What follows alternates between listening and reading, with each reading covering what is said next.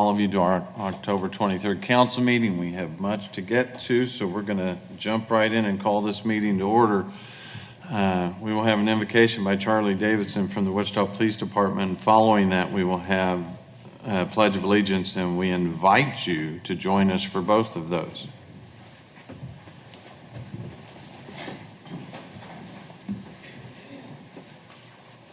You bow your head with me, please, as we pray. God, I thank you for this beautiful weather that we have and this day that we can come together and talk about the business. Lord, I pray that we would make your ways our ways. And we continue to pray for the guidance of our leadership, our city council, our mayor. Lord, that you give them divine guidance, divine wisdom to continue to lead Wichita, this great city. Lord, on top of that, I also pray for our continued department directors, that you would give them the wisdom and the insight and the guidance to lead each department to be the best department that it can be, and to continue to serve this community, continue to reach out to this community, and continue to build together the city of Wichita and this community. We just pray and ask all these things. We lift this up to you and pray all this to you in Jesus' precious and holy name. Amen. Amen. I pledge allegiance to the flag of the United States of America and to the republic for which it stands, one nation, under God, indivisible, with liberty and justice for all. Thank you, Charlie. Thank you. We have first item as approval of the minutes of the regular meeting of October 16th, 2018. Any changes or corrections? Seeing none, I move that we approve those meeting minutes. Second. We have a motion and a second. Any other discussion? Cast your vote.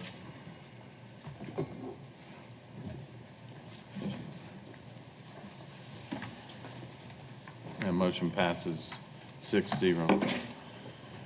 You didn't get it in. Consent agenda items 1 through 23, with the exception of the Board of Bids, which I'm going to ask them to report on. Are there any items that need to be pulled for discussion? Seeing none, I move that we approve consent agenda items 2 through 23. Second. We have a motion and a second. Any discussion? Cast your vote. Councilmember Meitzner, would you cast your vote, please? Thank you. Motion passes 7-3. Mr. Manager, can you give us a report on Board of Bids?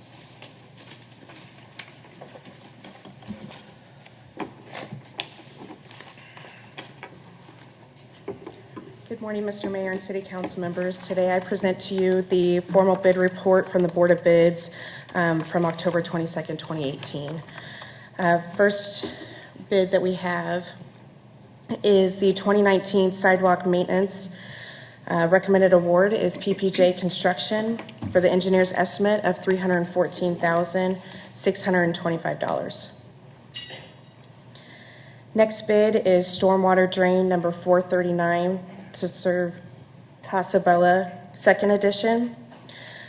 Being recommended award to Mies Construction for $194,197.55. Next bid is panhandling signage at various locations. Recommended award to Sillison & Sons Incorporated for Group 1 base bid of $3,193. Group 2 at alternate number 1, $3,292. Group 3 at alternate number 2 for $2,095 for an aggregate bid total of $8,580. Next bid is the hazardous material vehicle. Recommended award is Conrad Fire Equipment for the base bid of $990,134.47. Next bid is demolition of Lawrence Dumont Stadium, is being recommended award for Bradburn Wrecking Company for $178,555.44. Next bid is rebid of Fabrique Park. Recommended award is Versa Sport of Kansas Incorporated for the base bid of $94,305.20.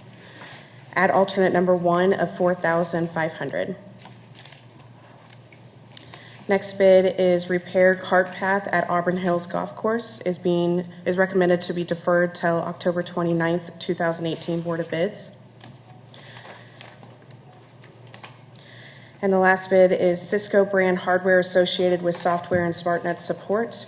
Recommended award is Converge One Company off of the State of Kansas contract of 42860 for $441,863.67. These are the bids and the vendors that we recommend for award.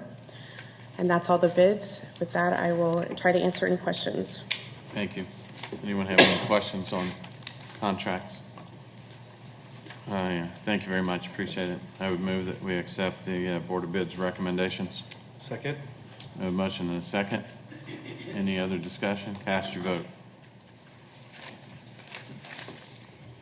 Motion passes 7-0. Madam Clerk, next item, please. Appeal hearing on the denial of a renewal application for an entertainment establishment's license for Vixen's Erotic Sports Bar located at 212 West Harry Street, Wichita, Kansas. Before council, we go into that agenda item, I'm going to move that the council recess into executive session for 20 minutes for legal advice on legal consultation with the attorney, which deemed privilege in the attorney-client relationship. Specifically for legal advice, the executive session is required to protect attorney-client privilege in the public interest, and that we return back in these chambers no earlier than 10 o'clock. Second. A motion and a second. Any discussion? Cast your vote.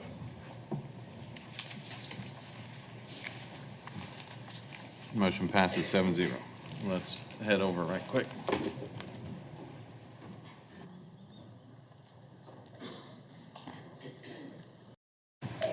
Go ahead, Tyler. All right. We have returned, and I will move that we close executive session. Second. May I have a motion and a second to close the executive session? Any discussion? Cast your vote.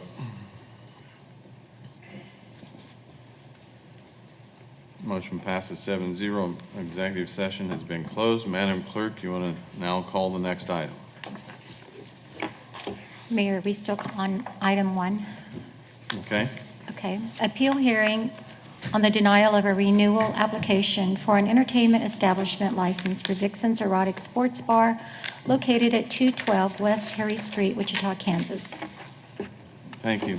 And for those in the audience, this is a, I guess we've called it before, quasi-judicial proceeding. It's not open to comments or people to walk up to the podium and comment. It will be a court-like proceeding that will start with an opening statement from each party, and then we'll go through a list of witnesses that can be presented by each party.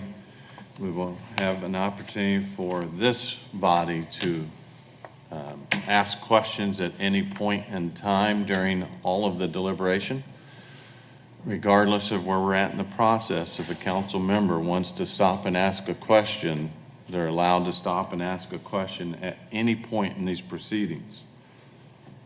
And then we will have cross-examination from each group after their witnesses are presented, and then we'll have closing statements. So at this point, we will begin with an opening statement by our police department's representative.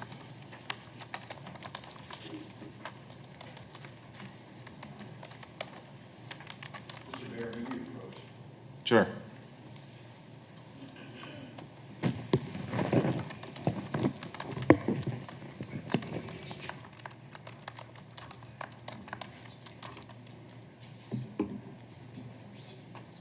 We asked for scope and all the allegations, why they were regarding the whole matter.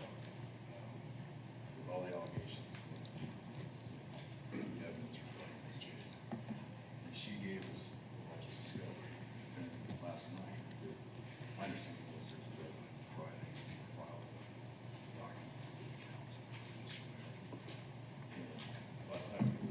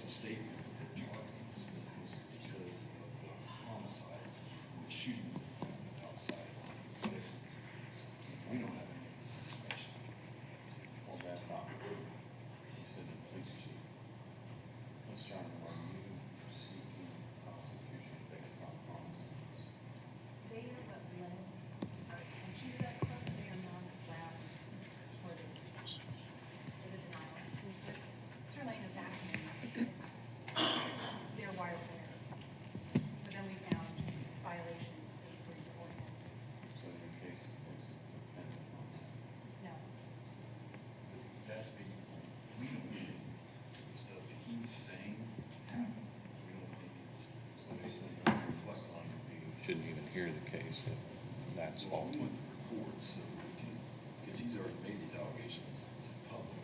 Yeah, but that's what, she's not arguing that that's why we're here today. She's arguing, She's included that in her. but that's not the basis for the closure. It was used in my reply to show you, they filed a brief on Friday. I responded first business day on Monday. And my argument, they say that we're targeting him for no reason. And my answer in the brief is, we're targeting him because we have 2 homicides this summer in the club.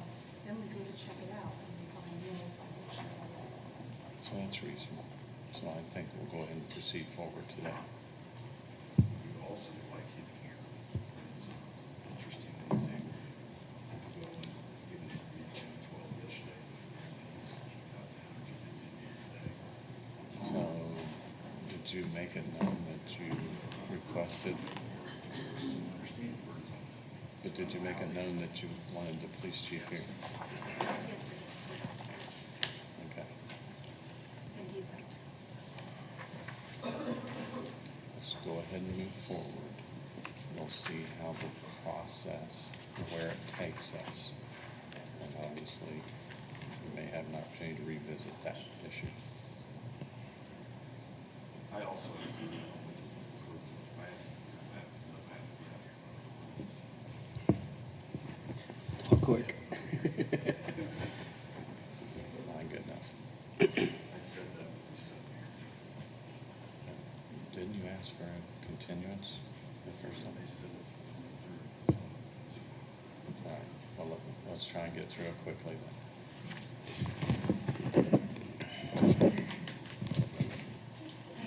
So we'll have an opening statement by Ms. Jarman on behalf of the police department.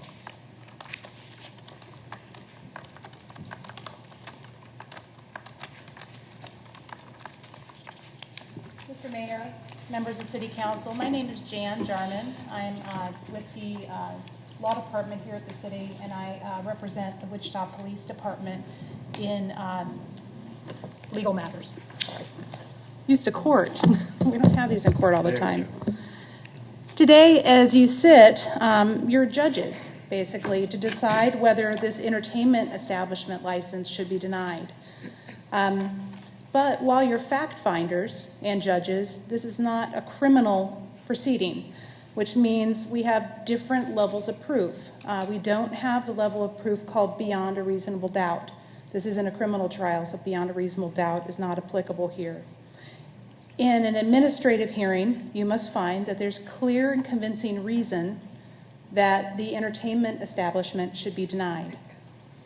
I will ask some questions of witnesses today, but if I don't get to the information you're looking for, the mayor already told you that you can ask the questions yourself, what you would like to know. I'll certainly attempt to lead that discussion and try to get the information that I feel is important for you to hear. I know you probably haven't had an opportunity to read the briefs in this case, so it makes it a little difficult. But up to this point, Jaron Trotter, the owner of the business, has really only questioned the procedure regarding the denial of this license. And I'll tell you that not only has the Wichita Police Department followed the procedure, this hearing is the ultimate act of due process. So when they complain of a lack of due process, we're enjoying it right now, right here. In fact, the Kansas Court of Appeals stated in Disc Heat versus the Secretary of Department of Revenue, the essential elements of due process of law are notice and an opportunity to be heard and defend in an orderly proceeding adapted to the nature of the case. Vixen's Erotic Sports Bar first applied for an entertainment establishment license in 2017, I think it was August. In that application, Jaron Trotter described the entertainment he was requesting as literally dancing/bar, no other information. We now know that the dancing he was speaking of was women who expose themselves for money for tips, and that is contrary to City Code 5.68. The Wichita Police Department did monitor Vixen's as they do any other club, and you'll learn that really how this all started was no different than any other club. There was some increased scrutiny due to some violence that was happening at the club. On April 21st, 2018, the police noticed a large amount of vehicles, more than should be, after closing hours. So they approached the club and learned of some violations. And I have a witness who will tell you about the violations. I won't go over them here. I can also tell you, though, that the front door was locked and they didn't let the police in. And later we learned that they said the front door was broken, which shouldn't happen in a club with two exits. But even in spite of that, the license wasn't revoked. It wasn't suspended. We didn't do anything other than they were issued an NTA, which is a notice to appear, and they were allowed to go on with their business. Even after the homicide in June, they were allowed to go on with their business. No one attempted to revoke them or suspend them based on violence that happened in the street outside their club. In August of this year, the Wichita Police Department worked a human trafficking case. It is normal procedure for them to get onto the internet and look at back pages and make contact with people who are selling sex, basically, involved in human trafficking. That case led them to Vixens, where an employee of Vixens had made a deal with the undercover officer. Because of that case, more undercover officers went into Vixens to monitor the situation and make sure everyone was safe. And what they learned when they got there was there isn't just dancing going on in that bar. The women are exposing their breasts and their vagina on one instance, not just to the officer, but to other customers within the club. There were 3 separate dates where officers went in and saw it happen. You will learn that this was going to be a continuing undercover investigation, but it all ended with that second homicide in August. The officers went in 1 or 2 more times because they were going to continue this investigation of prostitution, but that investigation eventually ended, and the club has been closed for some time. This case isn't about whether Jaron Trotter can serve alcohol or remain open. He can. This is not an issue on his DE, his drinking establishment license. It could be open tonight if he wanted to. This case is about whether he should be allowed an entertainment establishment license. It's about whether he should be allowed to have dancing and music, or whether he has so violated the law as it was intended that he has lost the right to have that license. City code says if you're convicted, it doesn't say convicted. In other areas it says convicted, but in this code it says if there's a violation, which is different than a conviction. If there's a violation of city code, chapter 5 would be our example, and also chapter 3 violations, then the Wichita Police Chief has the right to deny you your license. They didn't revoke or suspend because that license was coming due. And instead, they decided to wait until the license application came due, which was September of 2018, and they denied it based on those grounds. I believe after the hearing the testimony in this case, you will find that there is clear and convincing reason that this entertainment establishment license should be denied. You'll hear from 3 witnesses today. Sergeant Marceau, who will talk about April 21st incident with all those cars in the parking lot. You'll hear from Lieutenant Davis with the Wichita Fire Department. He'll be very brief. He's just going to tell you what the law is in regard to how many exits you have to have and the types of doors you have to have. Finally, you'll hear from Lieutenant Easter, who will tell you all the nuts and bolts of the nudity cases and what's required by ordinance. Thank you.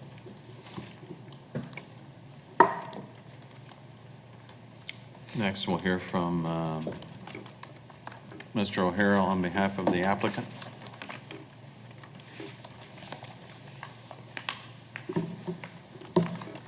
Good morning, Mr. Mayor and council members. We've been over this with Mr. Trotter and obviously what the allegations are with this, with the denial of the renewal of his entertainment establishment license. And when you look at everything that's happened in this instance, it's kind of interesting to me because it's very analogous to even the Kavanaugh hearings. And the reason why is that what's become a huge deal, and is a huge deal, and is the basis of our legal system, is due process, which is notice and an opportunity to be heard. And what we have in this instance is the police chief issues a letter on August 28th, 2018, and this is contained within documents we provided, and issues a letter of a denial as to the renewal of the entertainment establishment license. And it outlines in it only, basically, what we would reference as 3 allegations to the denial of as to why he thinks the license should be denied. The letter doesn't contain dates. It doesn't contain details. It doesn't say where it doesn't say when it happened, who's involved with it. It just gives 3 reasons. And now the city attorney comes in and is saying now we're limited because of how we responded to their denial. And it's our position that this hearing should be based solely on what's contained in the August 28th denial letter. And the city is going to want to argue that other allegations should be considered. They're going to argue that other allegations should be considered from their letter that they've presented to the council members, which is from September 19th, which outlines other incidents. What's happening with this is any time Mr. Trotter challenges something or any time he provides law with something, the issues change. We even had the issues change last night. We received a reply brief from the city attorney's office that included incidents that we've never even heard about before. Incidents of homicides, which she's referenced in her opening statement. Incidents of homicides happening around his club. But we don't even have documents that suggest this happened. We asked when we provided the appeal, we asked for all the documents, we asked for all the discovery. They gave us some, they didn't give us that. And then, this last night, the police chief goes to KWCH and gives a statement about it and saying that there's a,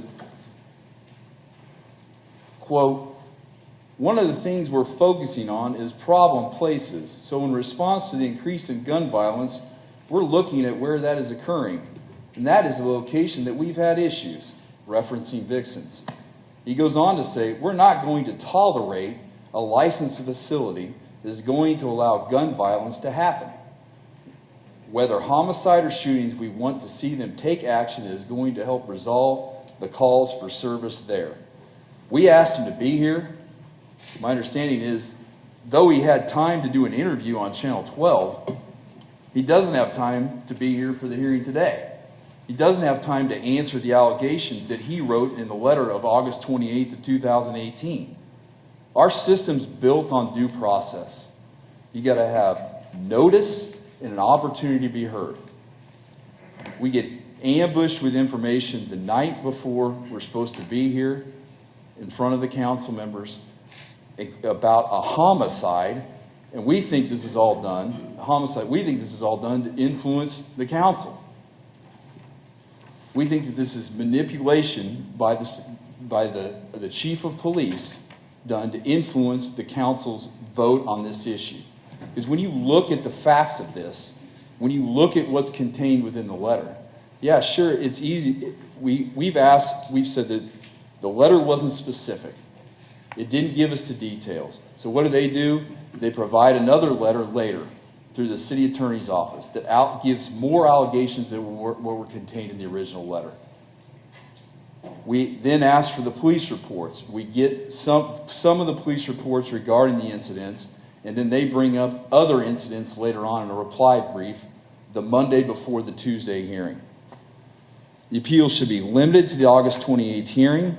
We think that Mr. Trotter, I think the circumstances of how everything has happened and the circumstances of what happened yesterday with the police chief and the media and the reply brief from the city of Wichita, that it's clear they're targeting Mr. Trotter. I don't know if it's they don't like his last name or if they don't like the fact that he's a minority or what the situation is. But they're targeting him, and he admitted so in his statement. Regardless of his last name, regardless of the color of his skin, he has due process rights, and even if it's a licensing issue. Our position with this is when he's doing this investigation, and he's going to issue a denial, that there ought to be due process at that point. They never even asked Mr. Trotter about these incidents. They could have easily come to him and say, hey, you guys are doing this wrong. Can you fix it? They didn't do that. They didn't tell him any of this stuff was going on, that they think was going on. What they do instead is, in August, they numerous times visit the location looking for violations, undercover. The incident that was referenced by the city attorney, the prostitution incident, my understanding when we came to the hearing, that wasn't going to be one of the issues. Again, it's being raised at the hearing. The prostitution incident, the officer was undercover and agreed to meet the girl at Vixen's. They then leave and go to another location.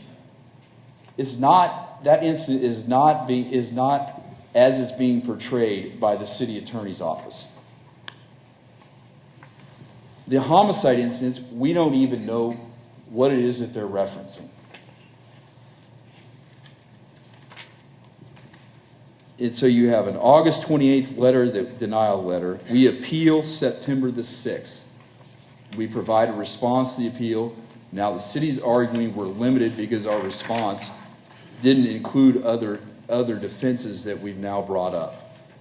But on September the 19th, the city files an additional letter outlining other allegations as to why they think that Mr. Trotter's license should not be renewed. So it's after he appeals that they come up with these other allegations. We then receive the city's documents for the hearing this morning. We then file our documents by what we were told was a deadline, which is Friday.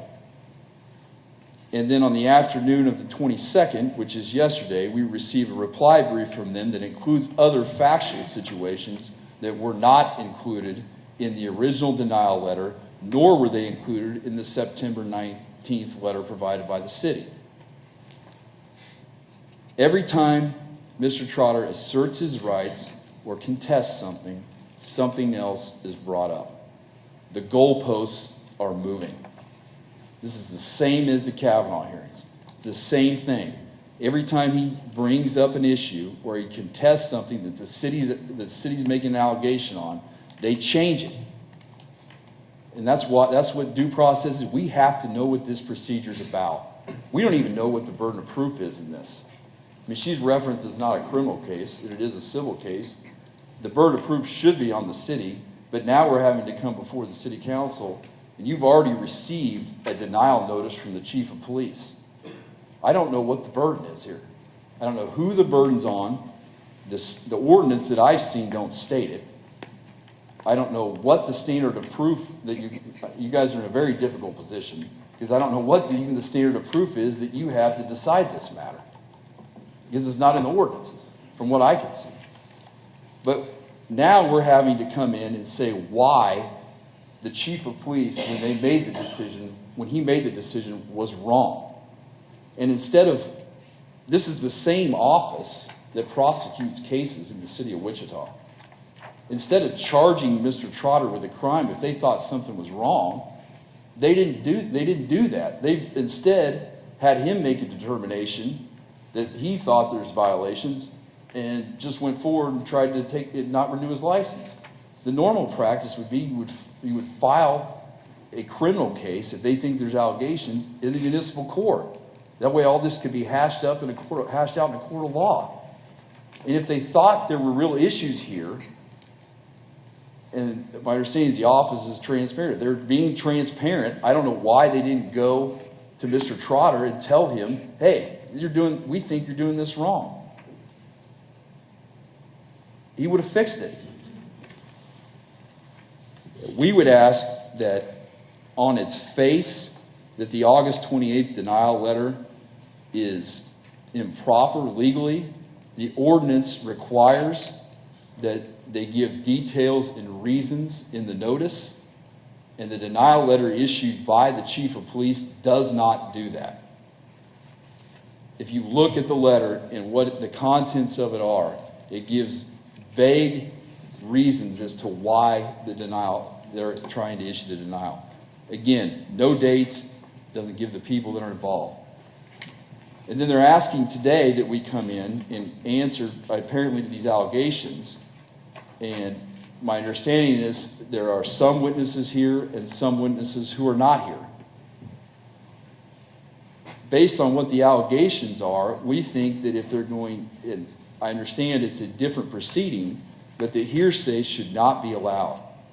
You should not be allowed to have an officer come in and make statements about what he discussed with who he perceived to be patrons at the bar, or people that were employees at the bar, or contacts with the employees, that if they want to prove these allegations, since they're saying this is the ultimate due process, if they want to prove these allegations, then all these people need to be here. And again, it puts you in a difficult situation, because the right step in this situation would have been, if they thought there was a violation, which I think is their duty, if they thought there was a violation, they should have charged him with a crime. They didn't do that. We think it ought to be dismissed on its face, and if the council is inclined to go forward with it, then it ought to be limited to what's contained in the August 28th letter. Because those are the allegations that were brought by the chief of police, not by the city attorney's office, which was September 19th. Thank you. Thank you. We'll now hear, on behalf of the Wichita Police Department, our representative, Ms. Jarman, to call her first witness and present evidence.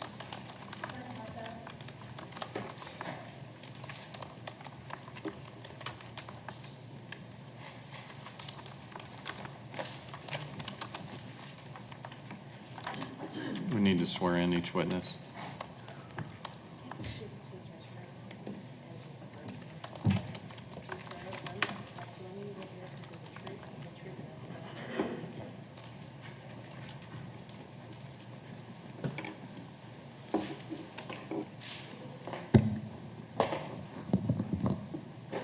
What's your name? Christopher Marceau. And what is your position with the Wichita Police Department? I'm a sergeant with the WPD Patrol South 4 shift. Check your microphone. Sergeant Marceau, how long have you worked with Wichita Police Department? 12 and a half years. And do you work the sector where you would find Vixen's Erotic Sports Bar? I do. That's at 212 West Perry, is that correct? That's correct. Are you familiar with Vixen's Erotic Sports Bar? I am. What time of year did you become familiar with it or aware of it? The exact time, I'm not sure, but it was prior to April 21st, How long before April 21st? at least a few months. What drew your attention to it? We started to get more and more 911 calls. One call that I remember was a shot being fired in the parking lot of Vixen's. When you hear that kind of thing about a bar, does it make you pay special attention to that bar? It does. In your area, it's South Zero, is that correct? Correct. Are you also responsible for the Old Town bars? I am. And if you hear of problems going on at Old Town bars, do you or your people also keep a close eye on them? Yes. Is there any difference between how you would treat a shooting in an Old Town bar versus a shooting out in a neighborhood bar? No. I'm going to draw your attention to April 21st, 2018. Were you working that night? I was. And after 2 o'clock in the morning, did you go by Vixen's to see what it looked like that night? I did. What did you see? I saw a large amount of vehicles that were parked in the parking lot and the parking lots next to Vixen's. Why does that concern you? Well, it was after 2 a.m., so when I saw those vehicles, I thought that there was a good chance that not all the people inside of Vixen's were employees. What rule are you, or what law are you concerned that that violates? Well, there's a city ordinance that states that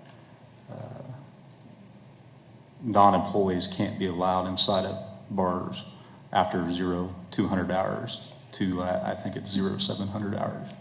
And do you enforce that law in every bar? Yes. Is that called a club check? Yeah, Okay. So that night, did you go do a club check? we did. And who did you a number of officers approach at the same time? Yes, I asked for several officers to assist me, and we parked across the street from Vixen's.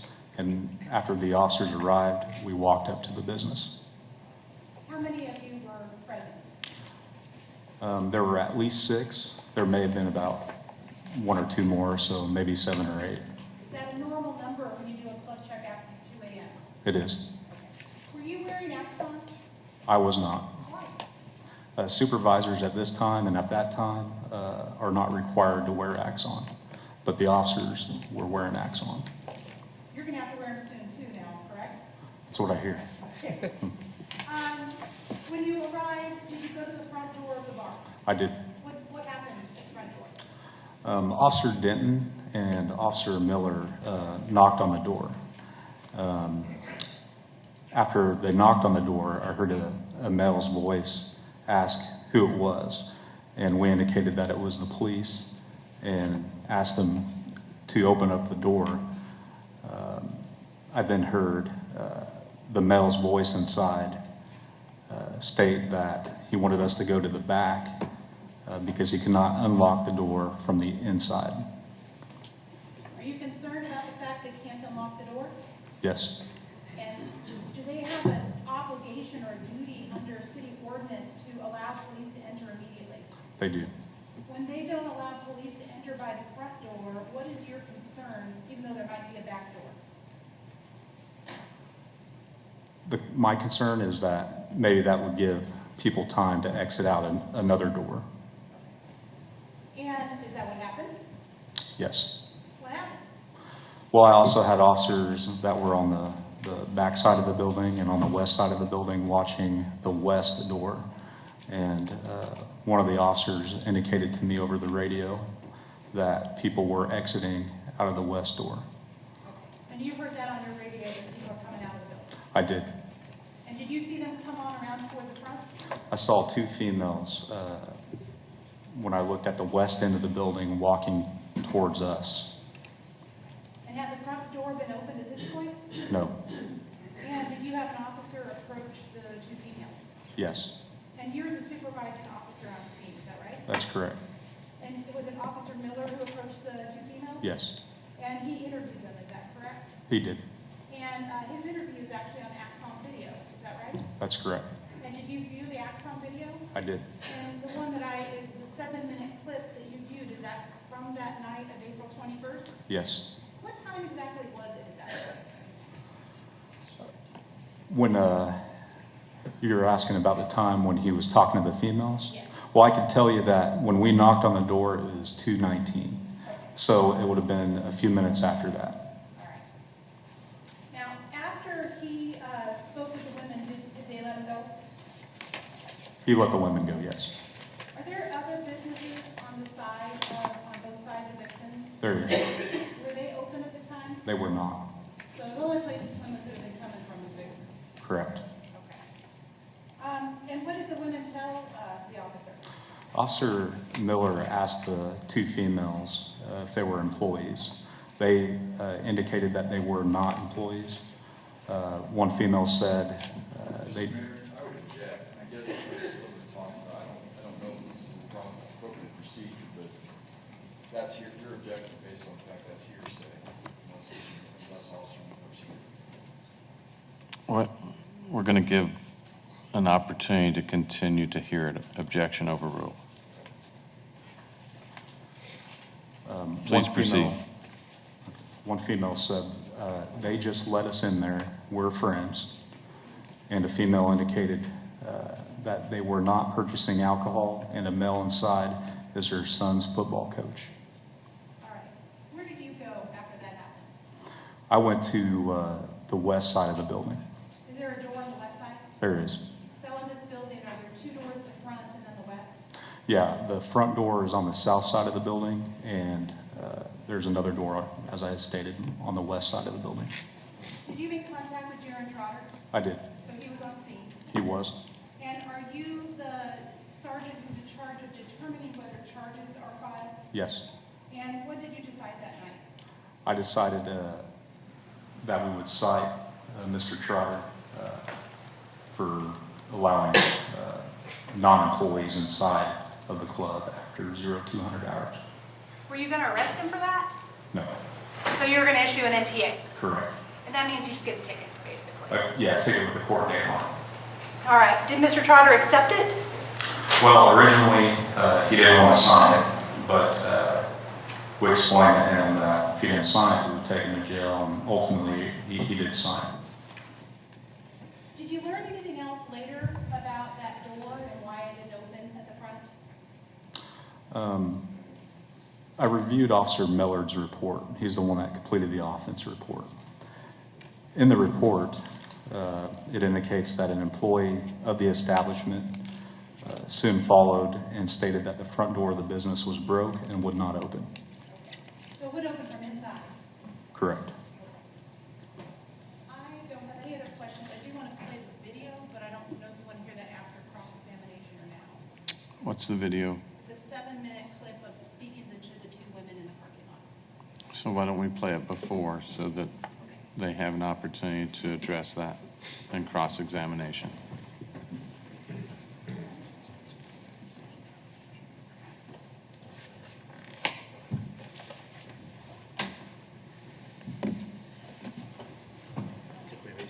Is there sound with this? 30 seconds.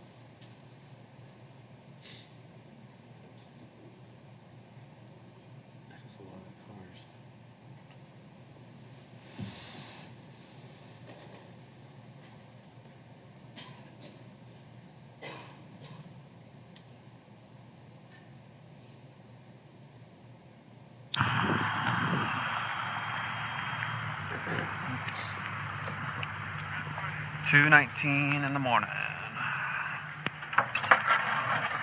I got my camera on with all these cars out here.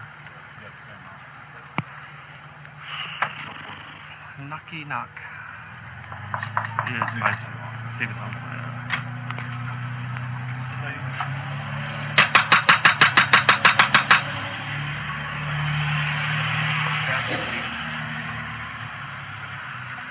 I go.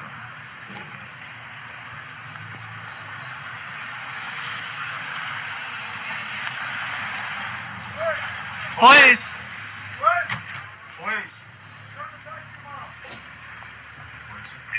I can't hear you. I think you should turn the vacuum off. Please. Can you unlock the front door, please?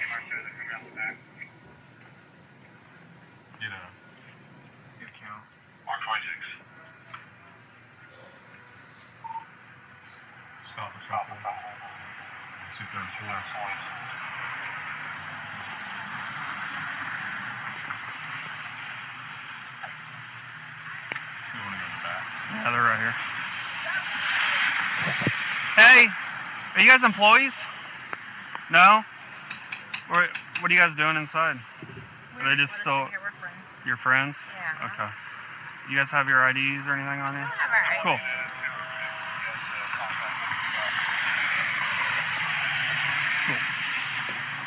No, they can't have any, but like, their liquor licenses are really strict, and they don't, you guys aren't in any trouble. No. It's just that they can't have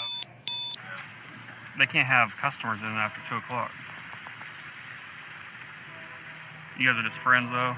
Yeah, we weren't purchasing alcohol No, after 2 o'clock. yeah. It's my son's football coach. Oh, is it? Yeah. We'll get you out of this cold here in a second. Are you still living on No, I'm Desiree? not. Where are you living at? I'm living at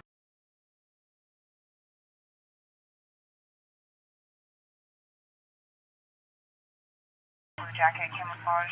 Oh my God, I know, it's so Is there a permit number with that? What's a good phone number for you?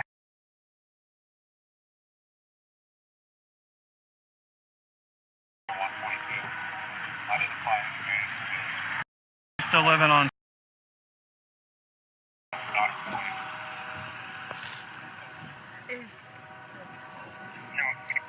Look over there. It looks like it's like raining hard. it was raining hard just a second ago. Yeah. Like, look over there. It's like... What hours do you guys work? Do you guys work 8 hours or 12? 10. You work 10? 4 10s. Okay. That's tough. I like it because we get 3 days off. Yeah, I work 3 12. So, I mean, And ours is set it's scheduled. Nice, but We work a set schedule, so I'm off Saturday, Sunday, Mondays every week. What's the okay. phone number for you?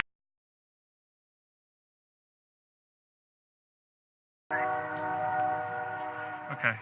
Yours is on top. All right, be careful when you're driving, lady. Roads are slick because all that sand and stuff, and there's been some accidents, so please be careful. We will be careful. Uh-huh.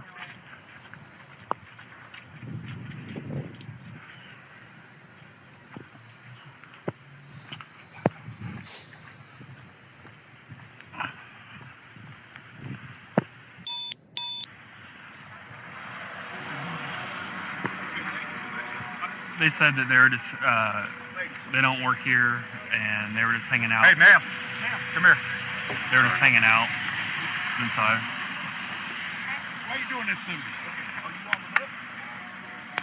Man, we can't be having people hanging out here after singing. You guys close the field. Well, we got a lot of new workers, a lot of students. They're not all workers. Listen. It might have been them. I don't know. But what I can tell you is we got big turnover. Big turnover. Barbender's gone. Security's gone. We got the waitress. The bartender over here. We got a lot of turnover here. I understand that, but you know, the problems start when people go out in the parking lot. You guys stay open late. We have more problems. We have more shootings out in the parking lot. You know what I mean? We gotta keep it under control. You know what I'm saying? No, I mean, it's just like my family. That's what I have to pick up. Gotcha. All right. Well, hang tight for me. Yeah, the state's pretty with their licensing with alcohol and stuff. That's why and that's up to the manager to enforce the rules. You guys don't wanna lose your license and then lose your job. Yeah. You know, I feel like we got a pretty good relationship there, man. And I thought, we did. And I thought it was raining. Everybody go get in their car and go home. Ain't gonna be no violence. Believe violence? I'm happy. No, well, it's happened in the past, right? But did anything happen today? Well, because we're here. Tell me, was y'all bored? Tell me, come on, man. Hey, man, I'm just... From Old Town to here from the after hours, I'm just asking, was y'all bored? No, it's busy in Old Town. Was it? You had a good crowd down there? Yeah. It's busy in Old Town. Go finish cleaning real quick. Y'all catch me inside. I got you.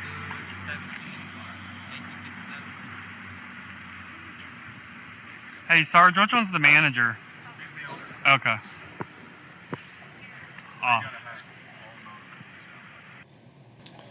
Before we give you an opportunity to cross-exam, I've got a couple of questions based on that video, and it was difficult to hear all of the audio.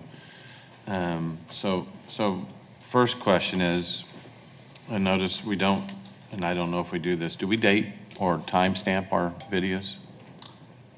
Yes. So can you tell me what time that video was taken? Well, I don't have I'd have to look on the website to be able to tell you.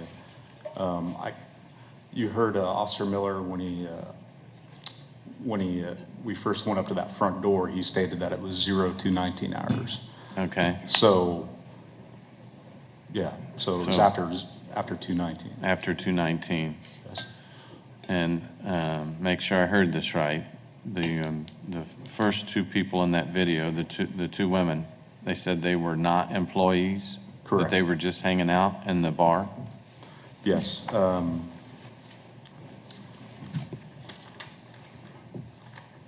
Officer Miller asked them if they were employees, and they indicated that they were not. One female said that they just let us in there, we're friends. And one female said they weren't purchasing alcohol, and a male inside is her son's football coach. Okay. And then I couldn't pick up on hardly any of the conversation with the gentleman that had the Roca on the front of his shirt. Was he Right. the manager? He's security. Security for the place? And what was the gist of that conversation? Can you share that? he asked me if we were bored. So, if I remember correctly, I think I told him that basically we were concerned that there were non-employees that were inside, and I informed him that we were there because we didn't want any shootings to happen, for it to get out of control, essentially. Do we ever have those videos transcribed by anyone so that we can see the conversations in writing? I'm sure we could.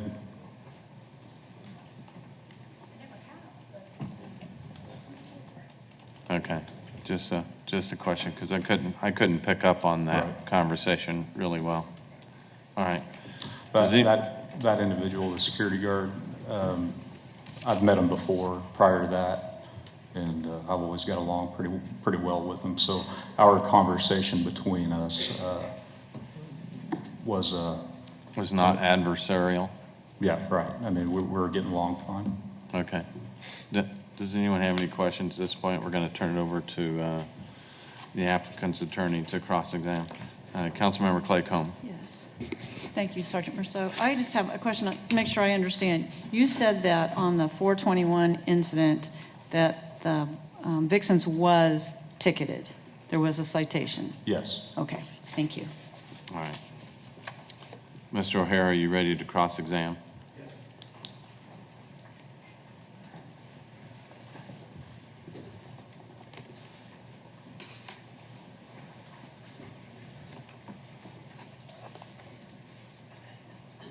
Sergeant, on video, you said that you had a good relationship with the gentleman wearing the red Roca shirt or the bar itself. Is that correct? Yeah, with the gentleman wearing the red shirt. Okay, meaning that you had contact with him previously at Dix. At that point, I'm not sure. I've had contact with him because he used to be a bouncer at Heroes. I've seen him at some after-hours spots in different locations, and so I've talked to him before.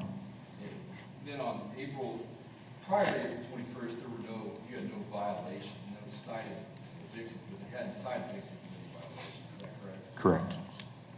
And who told you to go to Dixon's on April 21st? I have a habit of, after closing in Old Town, I like to go and drive by the different bars and clubs to see what's going on there. And, go ahead. I'm sorry, but it was a coordinated effort, I mean, it wasn't just you, in the department there, you had several other officers. Is that correct? Well, I noticed the cars. I myself noticed those cars, and I called the officers there to assist me for safety reasons. Had anybody told you at that point to go to Dixon? No.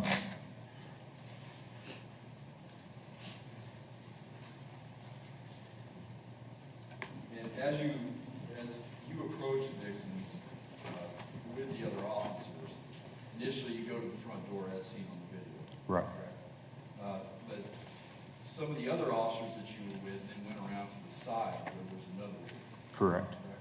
And they ultimately got inside Dixon's. Is that correct? I don't think so. I think they were outside watching the door. The door was open. I'm not sure about that. You'd have to ask them. You don't know, were you the head of the investigation? I was a supervisor on scene. My understanding is that they observed people exit the west door. That's what they said. People were coming out of the building. Okay, but they never, from your knowledge, no one gained entry then through the west door? As far as an officer goes? Yes. No, I don't believe they entered Dixon's on the west side. When you were standing over in the parking lot and Officer Miller approached you at the end of the video, that's on the west side. Correct. And so the door then is just right in front of you at that point. It's You on, can observe people coming in or out. right. The door at that point, you could have gained entry through there. I'm guessing yes, yeah. And the ordinance that you referenced, because you were there checking for order violations, was 3.301.13. I don't have it in front of me. May I approach? Sure. This is what's marked as City's Exhibit 12, which is right of access. Is that the ordinance that you're familiar with for your entry?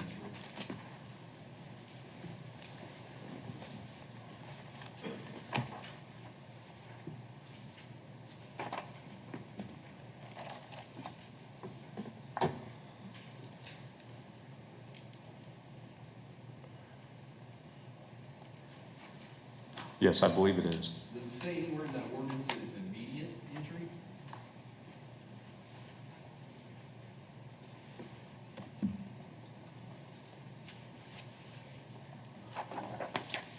It doesn't say immediate. It just says to allow entry, correct? Correct. And when you were on the west side in the parking lot adjacent to Vixen's, the door was open, correct? I believe it was, yes. The two females that Officer Miller talked to, did you observe them come out of Vixen's? I did not. Another officer did. You know what time they came out of Vixen's? Well, it was after 2:19 when we knocked on the door. Because if you watch the video, I know it's kind of hard to hear and things are moving quick, but you could hear on the radio, I believe it's Officer Miller indicating that people were exiting the west door. But the two females that you referenced that were on the video, you didn't see them come out. I did not. You don't know how long they were there. How long they were there, and I don't know how long they were at Vixen's, no. You don't know how long they're outside. Well, I'm pretty sure that Officer Miller saw them exit the building. You didn't see them. You're right. So you don't know if they were there before 2 o'clock. I don't know what time they got there, no.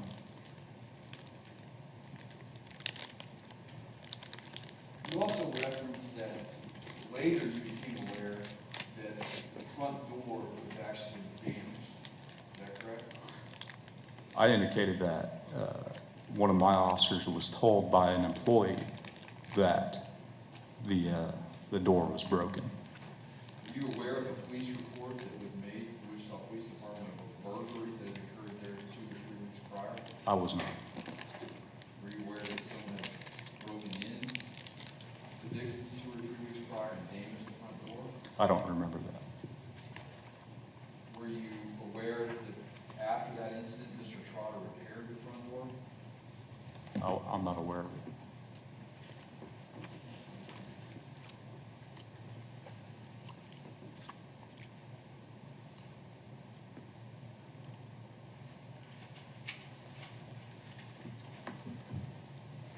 Had you talked to Mr. Trotter before April 21st in 2018? No. Had you been to the club before April 21st in 2018? Yes, And at that point, no citations or violations were issued? no. And you referenced initially that what drew your attention, I believe, was a shooting that had occurred in the parking lot, or something of that sort. A call of shots being fired. No citation was issued or violation was issued to Mr. Trotter because of that. Correct. And at no point did you try, or did you issue try to revoke his entertainment license at that point for that incident? Correct.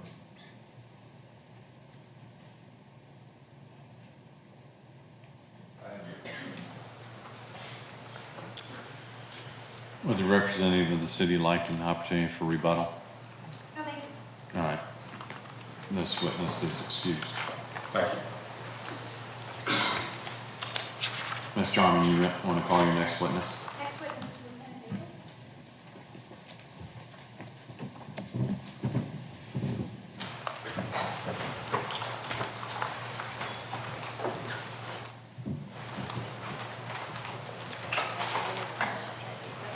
Do you swear or affirm that the testimony you will give will be the tree trigger of the West Church.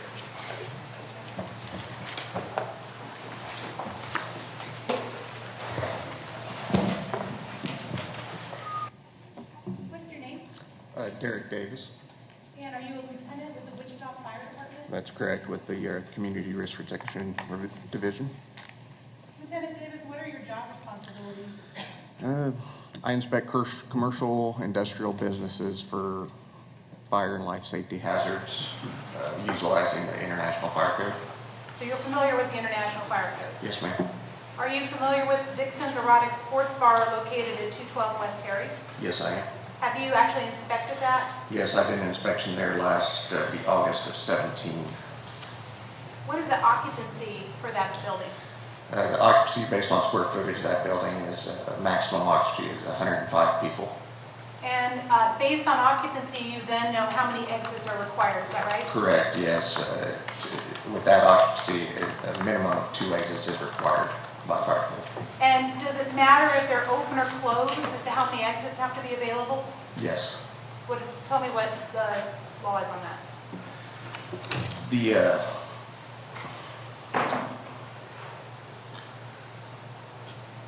exactly what aspect of it are you looking for? If they're closed, they still have to have 2 exits? Yes, they still have to have 2 exits at all times. And that is for the protection of who? We only do the fire inspections for not only civilian and employees, but also for the fire department personnel. If we're in there at 3 or 4 o'clock in the morning, we need to. Okay. So if one of the exits isn't operating, is that a violation of the International Fire Code? Yes. There's been some testimony that one of the employees said it was broken.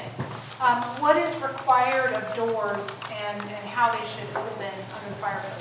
The fire code states that exit doors should be what they call single action opening, which means one action, everything on that door unlocks and it opens. And that has to be at all times, even after hours.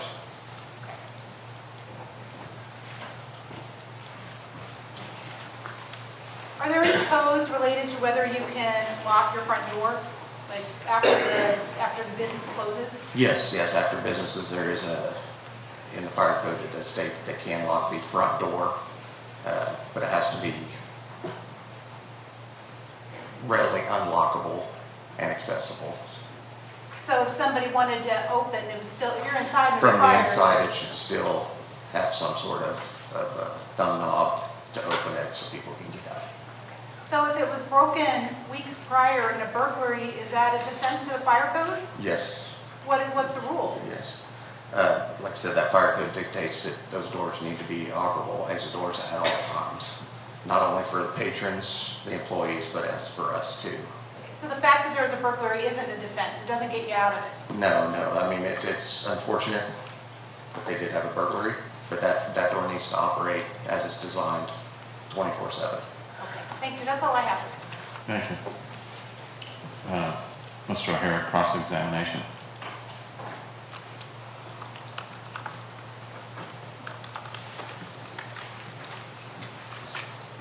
Had you been to Vixen's before August 8th, 2017? My inspection was I had an inspection there August 31st, and then also on September 7th, of both of 2017.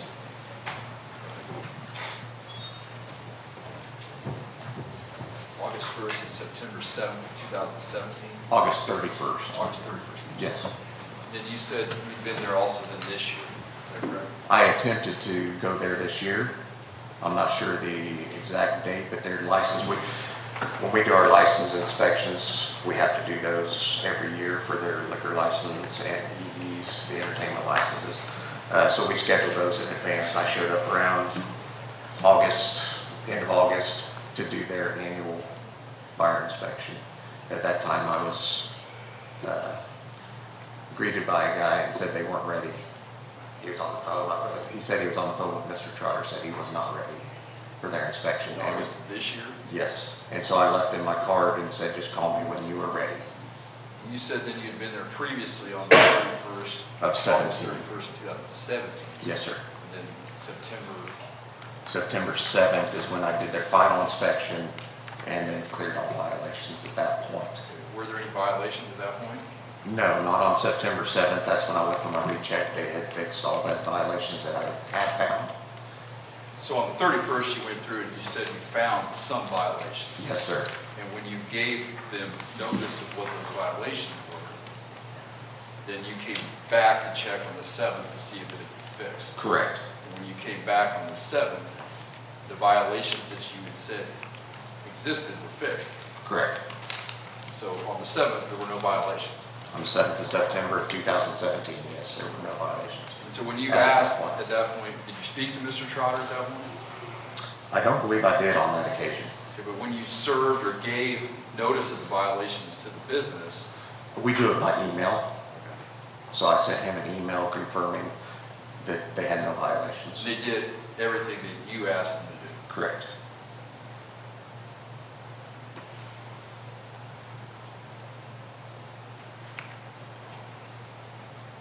But you had, in 2018, you had not been there.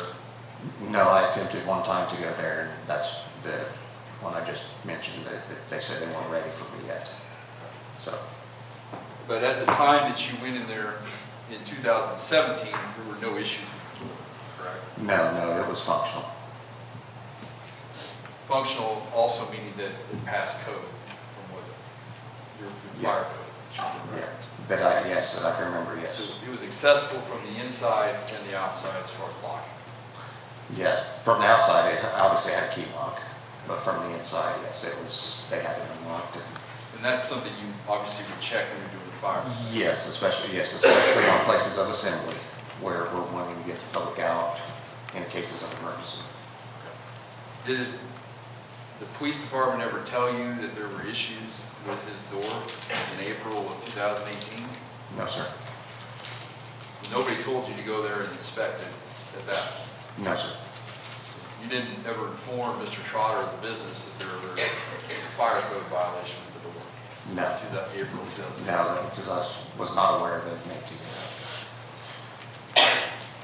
Other than those dates, had you had any contact with Vixens? No, sir. Nothing. Any rebuttal? I do have a question for you because I'm a little confused on the dates now. You attempted to go do an inspection on what date? It was around the end of August in 2018. So the end of August 2018 Yes, I stopped by there because it was getting time for their license to be for renewed. their renewal. Yes. Somehow I'm confused, Mr. O'Hara, with the April date of 18. What's the issue with the April date? Well, Mr. Red, the issue is that's the day that Sergeant Rousseau testified to and the video is referencing that they weren't allowed access into Vixens In April. in April 2018. And then in August, you attempted to do an inspection? Mm-hmm. I went and knocked on the front door in August of 18. Nobody answered the door. Of course, this was mid-afternoon. Well, I wasn't expecting the business to be open.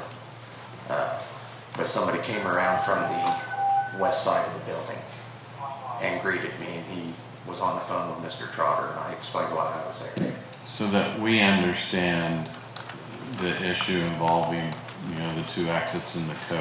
If someone has some unfortunate incident where their door is broken, they've been broken into, do we give them some kind of predetermined latitude, number of days to fix that before they open back up?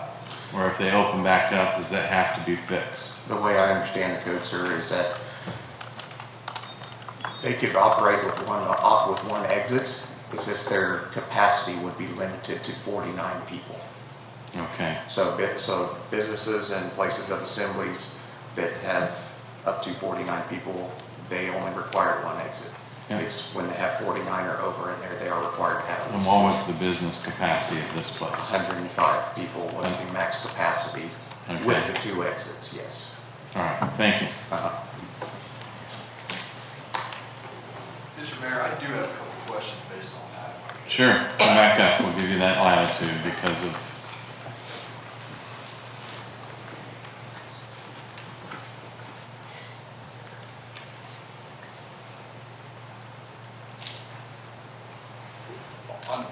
you said you went back, and I believe you said August 30, the end of August of this year to try to attempt to gain access. Correct. And at that point, did anybody tell you to go up there? No, we reschedule those a year. When I did my inspection on August of 17, I rescheduled for the next year about the same time. Okay. So I just go. Were you aware at that point that that the city had denied Mr. Trotter's renewal request? No, I was not. For an entertainment establishment No, license? I was not.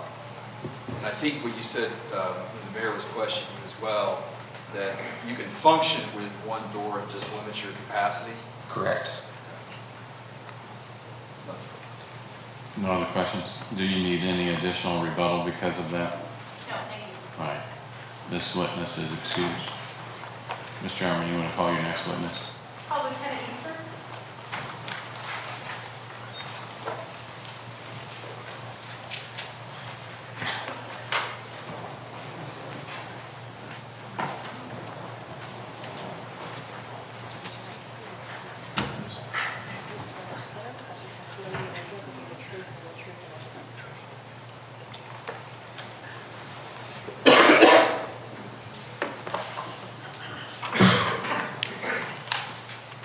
What is your name? Travis Easter.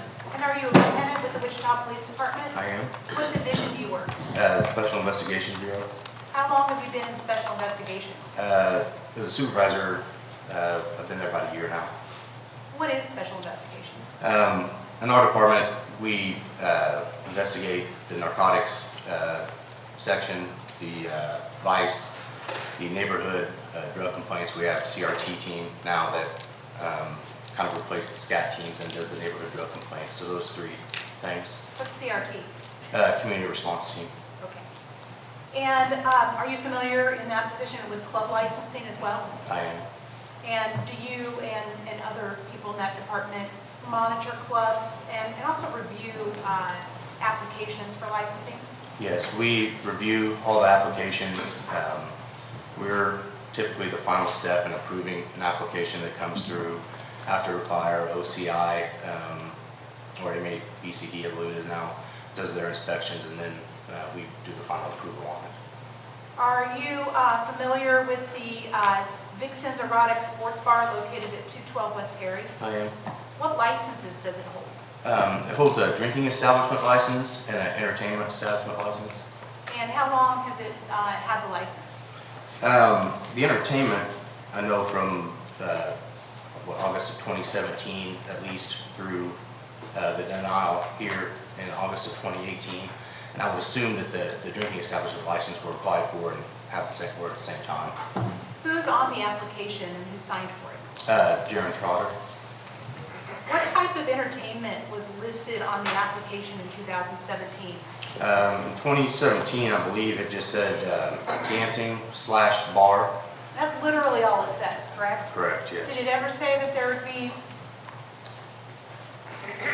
dancing by employees for the customers, women dancing? No, it just said in the type of entertainment, it just said dancing/bar. So it didn't state that the women would dress in thongs or lingerie while they're dancing? No, it didn't. Okay. In fact, dancing could mean patron dancing, correct? Correct. Because entertainment establishment license is the same license you get if you're Heroes, or that's a bad example, a bar that has a DJ and dancing. Yeah, anywhere where you have whether it's live music, whether it's recorded music, DJ, and you're gonna play it at a level where people will dance for entertainment. After that license was issued in 2017, did you ever become aware of Vixens in your job with the Wichita Police Department? I became aware of Vixens after they were cited on the April 21st of 2018 that you were speaking of just recently. And that was your first violation, is that correct? Yes, I believe so. I don't think there was any before that. And did you make a decision at that time to suspend or revoke? No, I did not. Did you just let it go through the court system? Yeah, at that point, they were, the court was for operate after hours. I made a decision with that being the first violation to let it play through court, and depending on the outcome of that, we would determine whether we did a suspension or anything like that. I wouldn't have done a revocation or anything based on one incident. Is a conviction necessary to revoke or suspend or deny? No, Is just a violation what's necessary? correct. And do you think it's important to keep the system separate from court? I do, in the fact that if we are having issues with any establishment, by the time it goes through municipal court, could be anywhere up to 9 months sometimes with delays, and then if it's appealed to district court, we have up to possibly another year. So if we're not able to do some more of an immediate type suspension, or even if it's a very bad instance of revocation, we're waiting up to a year and a half for some type of resolution, and then going back and suspending them on something that happened a year and a half ago. I just don't think it makes a lot of sense. Has that April case even been adjudicated, finished up in court yet? Has there been a trial? It has not. So it's still pending in court? Correct. Okay. Let's talk about some issues that are regarding the nudity issue. Can an entertainment establishment license be suspended, revoked, or denied when an employee is found in violation of city code? Yes. So if this panel hears the facts and believes that the club was in violation of the nudity ordinance, that's grounds to deny the license. Yes, it is.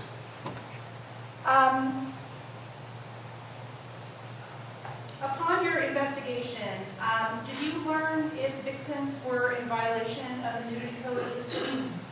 Yes, we did. What drew your attention to this nudity issue? Our section became involved with Vixens on August 9th. You spoke to it before at the beginning, but we were, the Vice unit was involved in looking at online advertisements for escorts and sexual services, which is part of what we do on a daily basis. Contact was made with a female who advised to our detectives to meet her at Vixens, which is why we went to that location in the first place. And did you send other undercover officers or detectives in kind of as backup to the one who was working the back pages human trafficking case? Yes, there was more than one detective that was there, and while one detective did work the prostitution case, other detectives observed what you're referencing with the public nudity violations. And those detectives are actually in the building, some of them are in the building today, is that correct? Correct. I know defense wanted a chance maybe to question them. Is it important for them not to testify in person? Yeah, I'm here representing the unit as one person to speak to what our investigation held. If it was decided to, or if my answers weren't clear enough, I believe that there's an opportunity for a phone interview. I don't know specifically, but I believe that's the case. Okay. And you've spoken with them about this, these incidents, is that right? I have, yes. And you've also, they wrote detailed reports, is that correct? Yes, I have reports. I've reviewed them, and I've actually clarified with them what it is that I need to explain and how I need to explain it. On August 9th, in addition to working that prostitution issue, other officers entered just to act as backup, is that correct? Meaning On August 9th? uniformed, meaning, No, that's what I'm asking. yes. And were they in plain clothes? So there was plainclothes officers, and then I believe there was probably also later on uniformed officers that went into the establishment. And these are trained detectives who were in plain clothes. Correct. Were they allowed to drink in the establishment? Yes, And is that authorized? it is. Is that an important part of being undercover? You know, basically, where you go into different places, the whole point of being undercover and doing things is to blend into the environment. We do authorize them to purchase alcohol, and the consumption of it is very regulated by us, and it's the bare minimum, the very minimum that you could consume, or however you need to do it for the appearance of consumption to get our goal done for that, for that operation. Who pays? We do, the city, the police department does. Okay. Did the detective note in their report that they drank that much? Drank that night? They did. And how much did they consume? On the 9th, it says, the detective said that they ordered 2 beers during the approximately 2 hours they're inside the business. Okay. Meaning 2 each, I believe. Okay. And it didn't say whether they even finished all those 2 beers during the 2 hours? Sorry. It does, I'm sorry, no. Okay. Did one of the detectives make observations about females inside the club dancing? And I would object to this. I mean, if the officers are here, he's testifying as to what other officers observed. Again, that's hearsay. The other officers are here. I'm not aware of any law that prohibits them from testifying just because they're working undercover. This isn't a typical court proceeding. If this is a typical court proceeding, they'd have to be required to come in and testify. Actually, Kansas statute allows hearsay in this proceeding. And I included that in the booklet, and that booklet was given to defense counsel well before yesterday. It's up to your honor, it's up to the mayor to determine if you allow it, but it is allowed. If it's allowed by statute, we're going to proceed. I apologize, but we scheduled this. I said I needed to have another hearing at 11:30. Let's pause for a second. Can I talk to both of you? Can you not get another attorney to go do whatever you need to do at 10:30 or 11:30? If we give you 10 minutes, so how long do you need to take care of whatever you have to take care of?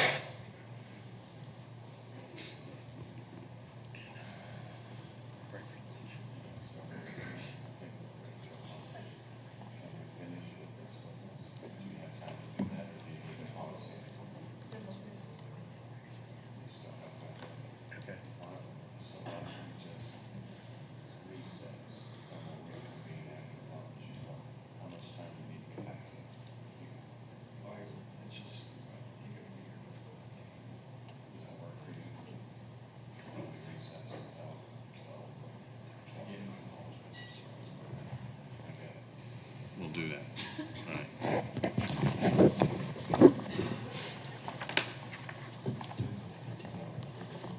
No, let's break for lunch. So we're going to recess for lunch, and we will continue these proceedings. We'll have exactly 1 hour. So we'll recess back in here at 12:20.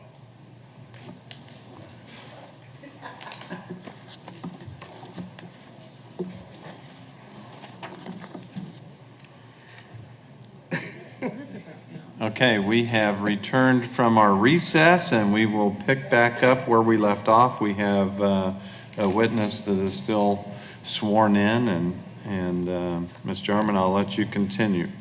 Thank you. The last we spoke, you said that your attention was, the SIB's attention was turned to Vixens on September 9th due to a human trafficking issue where a detective had made contact with someone on Backpages, correct? August 9th. I'm sorry. August 9th, and yes, and not necessarily, at that point, it wasn't a human trafficking investigation, but just a prostitution soliciting online at that point. Okay. But if one calls prostitution human trafficking, then it Correct, would be yes, human trafficking. In fact, all of our ordinances call it human trafficking now, correct? And so he went there that evening to make contact with the person who he had spoken with on Backpages. Correct. And did we later learn that that person actually worked at Vixens? We did, yes. Okay. And while he was there, there were other detectives who were backing him up. Yes. And I think now we've gotten to the point where you were going to describe what those detectives saw in reference to the women who were dancing on August 9th, 2018.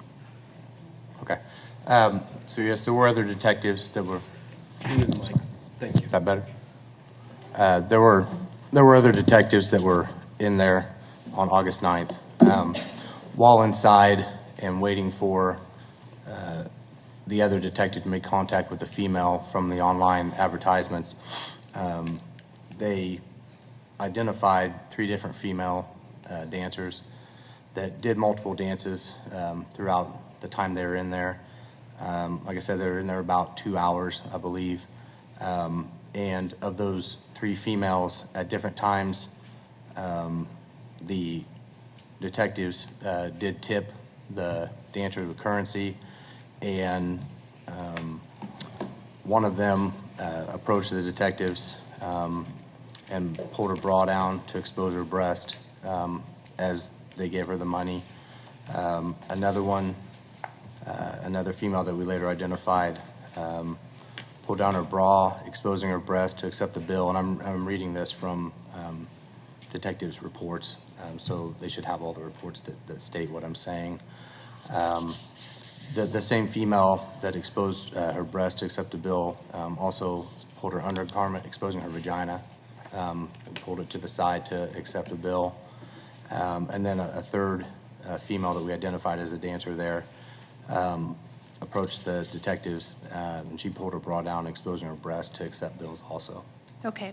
So there were 3 different females on that case? Three different dancers that we identified, yes. And they worked there? Yes, They were dancing for the public? correct. In the main area of the bar where anybody that was inside could see. Okay. Is there also a private area? We believe that there is, yes. Okay. But this happened where a bartender, where anybody working there would see this happening? This was a minute, you did not have to go into any discreet or enclosed area of the club. This happened in the main area. Okay. And when they exposed their breast, did he believe that was an illegal exposure? Did it show their nipple? Yes, sir. Oh, yes, ma'am, sorry. Okay. And did he describe how they were dressed? In their reports right here, I'd have to go back into more detail, but they just talk about in these that they were wearing bras and pulling them out to expose their breasts. Was there any description of whether any of the women were wearing a thong? I don't have it right in front of me in this one. Okay. I'd have to look again, but I don't have that right this second. I can find it if you want me to. No, that's all right. I have other questions. So all 3 women exposed their breasts? Correct. And 1 woman exposed her bottom half? Correct. Okay. What did the detectives do when this happened? I'm not sure which. Was an arrest made? No, there wasn't. Why? Because on the 9th, when we were in there, our initial concern, our initial thought was the prostitution.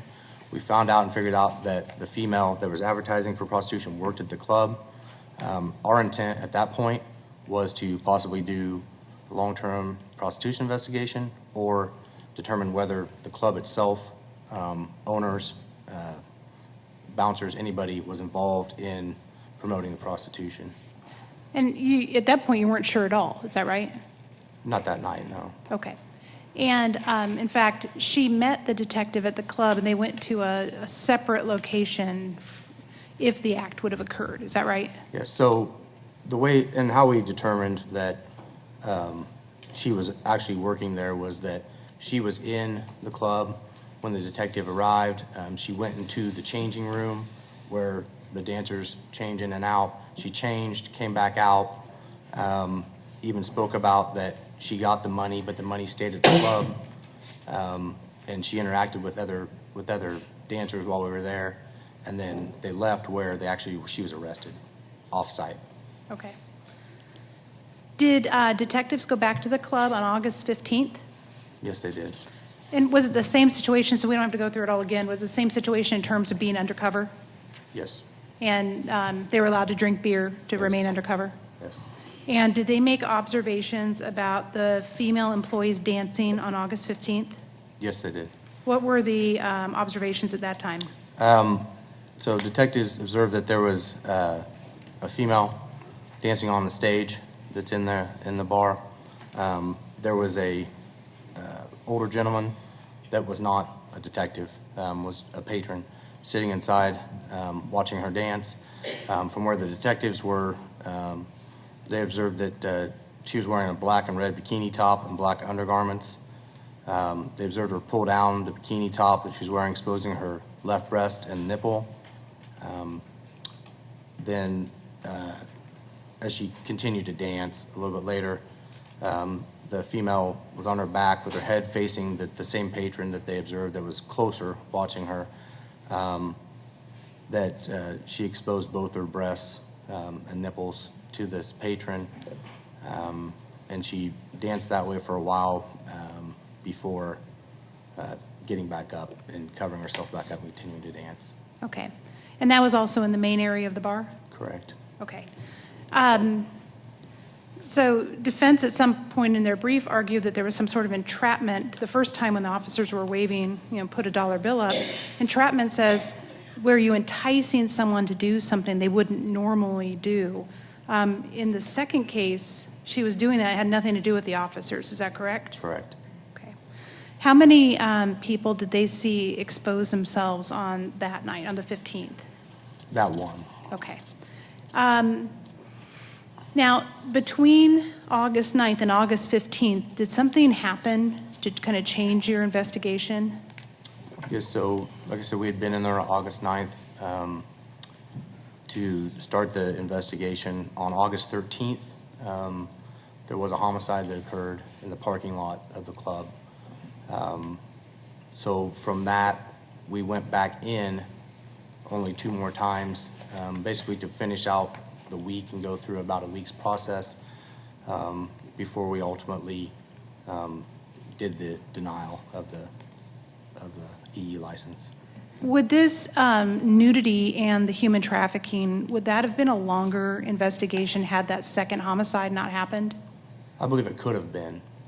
Our intent, like I said, was to determine if there was involvement by the club or whether it was a employee doing her own thing that the club wouldn't have had knowledge of on the prostitution part. On the public nudity, we would have continued to go in and have the cases made. Yes. Okay. Did you go in one more time on August 18th before you ceased the operation? Yes, I believe it was actually started on the evening of August 17th into the 18th. I Okay. think like a Friday going into a Saturday, I believe. And we were talking the same situation where undercover officers went in plainclothes? Yes, ma'am. And where they were authorized to drink some, but as little as possible? Yes, ma'am. All right. And did those officers make some observations about what they saw regarding women dancing? They did, yes. What'd they say? I think we identified 4 females that night, and they spoke to the same things that the one detective says that a female came up to them, and as she approached them, she pulled her bra out again to expose her breast for a tip. They did note that there was a female dancer in there that was just wearing a type of like almost a lace top that did not cover any of her nipples and was see-through, and she wore that throughout the time that they were there. There was also a female that was on stage when one detective did approach the stage, and it was the same thing where she pulled out her top to expose the breasts, and then she was also wearing like a lacing fabric that was see-through, and you could see through it as she danced later on. So how many women were dancing that exposed themselves that night? I believe 3 that were dancing. And then you had a 4th woman who wasn't dancing, but she was wearing clothes that were in violation of our nudity ordinance? Correct. Basically, they said there was females were dancing. One female that we identified was wearing a light-colored bottom, similar colored lace top that had no covering over her breasts. She did not dance while they were present, but appeared to be working with the other girls, going to the dressing room, a VIP area, and fraternizing with employees. When detectives saw women dancing for other patrons, did they see them go off into these private areas with them? Yes, through the times that we were there, other patrons did go to a room that was not in the main area, that you had to go through a door to get to. Detectives never went back out of the main area, but they did observe other people going in and out with dancers. So they were coming literally off the dance floor where they were exposing themselves, and then they would take patrons back to a room that detectives couldn't see. Correct. We don't know what happened in that room. No, ma'am. Okay. So you have these 3 dates where you have multiple counts of public nudity. The big question the defense keeps asking is, why didn't you charge them right then and there, or even the next week? All right. So we basically made a determination at that point where we were going to have to continue our investigation or not, and it hit right about the same time that or whether we were going to go for a revocation on the current EE based on the violations that we'd observed. That hit about the same time that the renewal came up. I made the decision at that point, and conferred with you a little bit, and we spoke about that we would do the denial as it was coming up. And as we sent the denial out, Mr. Trotter basically had shut down and wasn't operating. So anything we would have done at that point, we'd stopped, and we still have the ability at this point to cite the violations that occurred for the dancers and the business itself for allowing them to occur. So the fact that they haven't been cited yet, that doesn't mean that they won't be cited in the end, does it? Correct. And in fact, there's an ordinance that says you can cite the club owner, the club manager, you can cite anyone who actually allowed it to happen as well. Is that right? Correct. Yeah, Mr. Trotter could be cited for every one of the violations as well as the individual dancers. And a violation worthy of denying someone's license, it doesn't have to be Mr. Trotter's violation. It can be an employee's violation. Isn't that right? Correct. I think it's 3.300909 speaks to any employee of the club violating ordinance and such.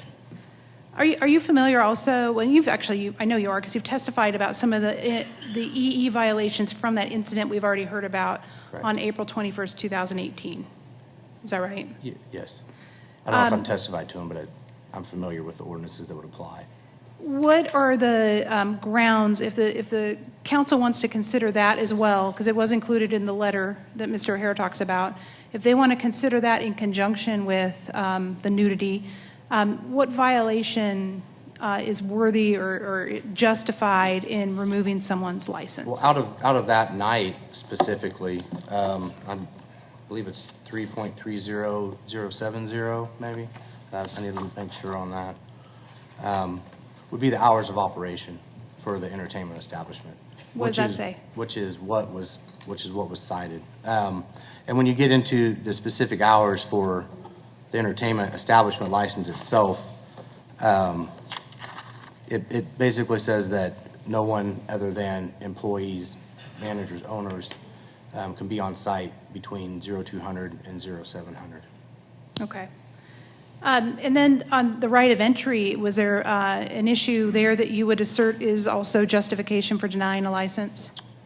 Yes, I don't believe when they spoke before that it doesn't, even if it doesn't say immediate, the fact that there wasn't entry allowed at the beginning and that there was a door open as we had contact with them later, I think they still did not, in my opinion, did not allow the entry like I think that the ordinance is intended.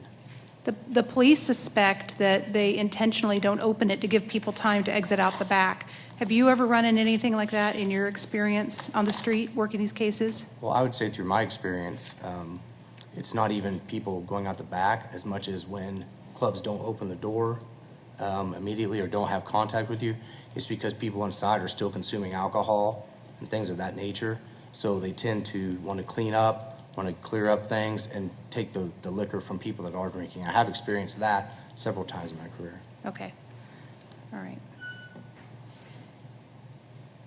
That is all I have. Thank you very much. Mr. O'Hara, are you ready for cross-examination?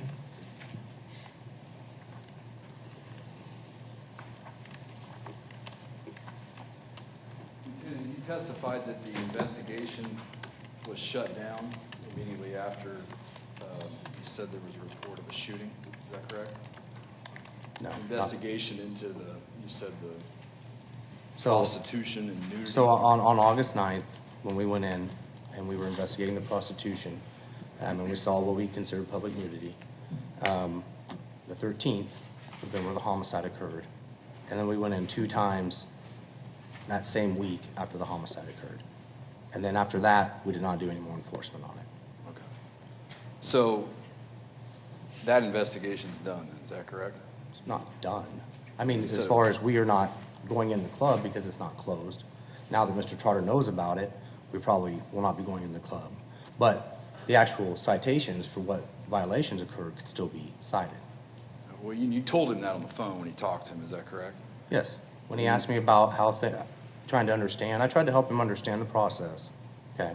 And when I did that, that's exactly how I explained it to him. I said, I chose not to do it at that time, but we still have the ability to do it later on. Okay, as you're telling him that his license is not going to be renewed? Correct. Correct. So obviously indicating to him that if he were to fight this, there's a chance he might get charged with a crime. I don't think that's true at all. I mean, I don't think he took it that way at all. If he did, he did, but in my recording of it and how, I don't think it comes across that way at all.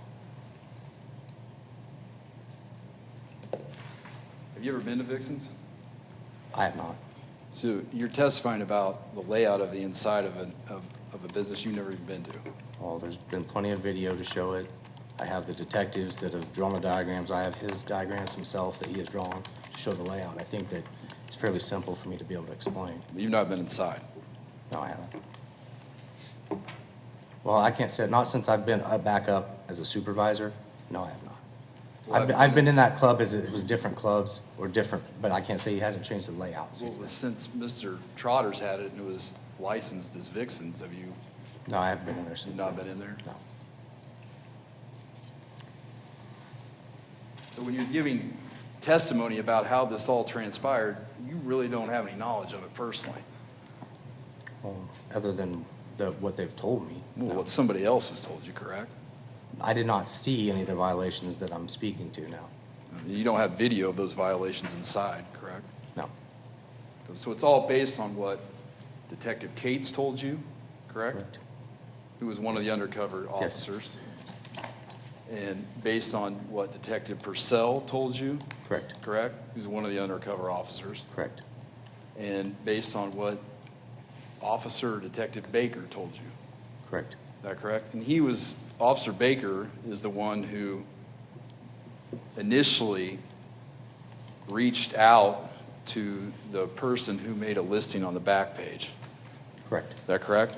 Yes. So he reached out to that person, Yes. made contact with her. The girl did not contact him. The girl offers up to be contacted, right? And you contact them responding to their ad that they place on the site. Right. And then from there, that person told us to go to Vixen's. And he agreed to meet at Vixen's. Correct. Correct? And that incident was included in the initial letter from your office. I believe so, yes. Okay. Did you write that letter? I did not. Who wrote it? Well, I wrote actually I wrote a portion of it, yes. I think, Well, who wrote it? You and who else? well, I got some guidance from the law department. And then I'm trying to remember if I had any portions of it. I think I might have had some portions that Ms. Jarman put, and then I added some parts at the end. But basically, I took it to the chief, as he's the one that's the authorizing authority to sign the letter. But those were the, You wrote part of it and Ms. Jarman wrote part of it. I'm trying to remember exactly what, let me look at it, what I would have put into it.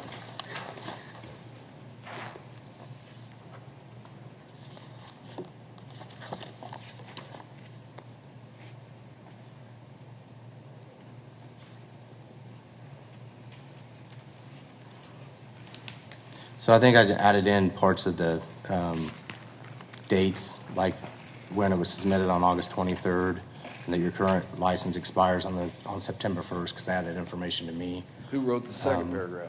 The rest of that part came from the law department. So you didn't even write down what the violations were? What do you mean? You didn't give them the information of what the violations were? Well, correct, yes. They had it. They knew what the violations were. You gave it to them and they wrote it down? I don't know if they wrote it down. I gave them the violations, and this is how it got worded into the letter. There's nothing in the letter that indicates anything about murder investigations, correct? Not in this letter, no. In fact, it only says that one incident of an officer being propositioned for prostitution by an employee inside the club. Correct. Is that correct? Hmm? That didn't happen inside the club, though. That happened via text message between Officer Baker and the woman. No, the deal was actually made inside the club.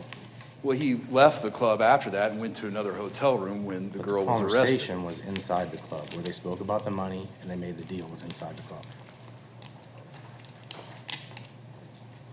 Well, I assume you have the report, I is that do. correct?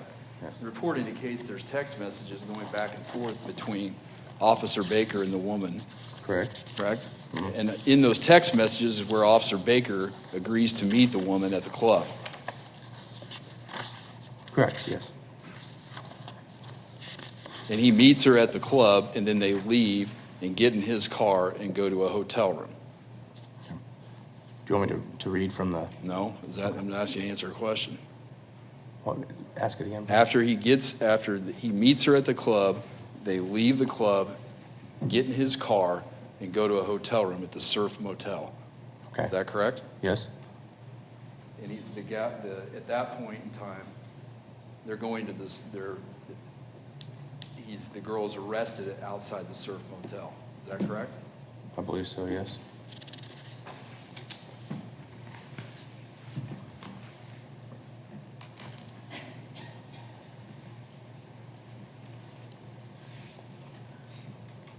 Did you ask her if she was an employee of the club?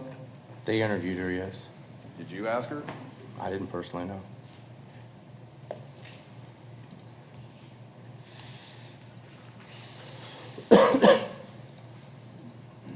Your letter, the letter that you gave to the chief, I can't ask the chief this because he's not here, Yes, sir. but the letter that you gave to the chief and that was prepared between you and the law department, why doesn't it include dates of when these incidents occurred? I'll be honest, I can't speak to that. Did you give them dates? They had the case information, yes.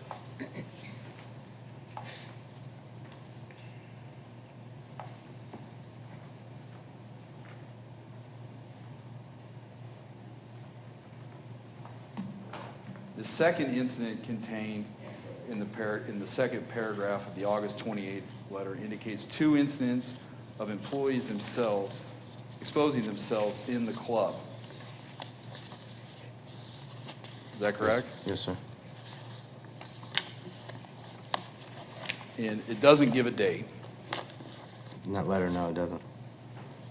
And I guess we are to assume then, because there's no notice of what the date is, that occurred on August the 9th.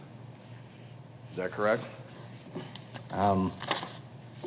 Here's what I can speak to, and that is, we provided this letter that details some of the things that we denied it for. I don't know how detailed it has to be at that point. I think that, in my opinion, I think that's sufficient notice that we're denying it. What date is that referring to? Well, there was 3 instances of it occurring. At that point, when it went out, it would probably be referring to August 9th then, if that's what. So then it changes later on? Well, there were more instances than that. That's what I can speak to, is that was what provided to the chief, and that's what we initially sent out. But you can't even tell then from reading that particular sentence to what date this was even referencing. Is that correct? It could be any of the 2 dates, August 9th or August 15th, because they both occurred. You don't know because it doesn't say, right? It could, either way. I don't know what you want me to answer there, to be honest.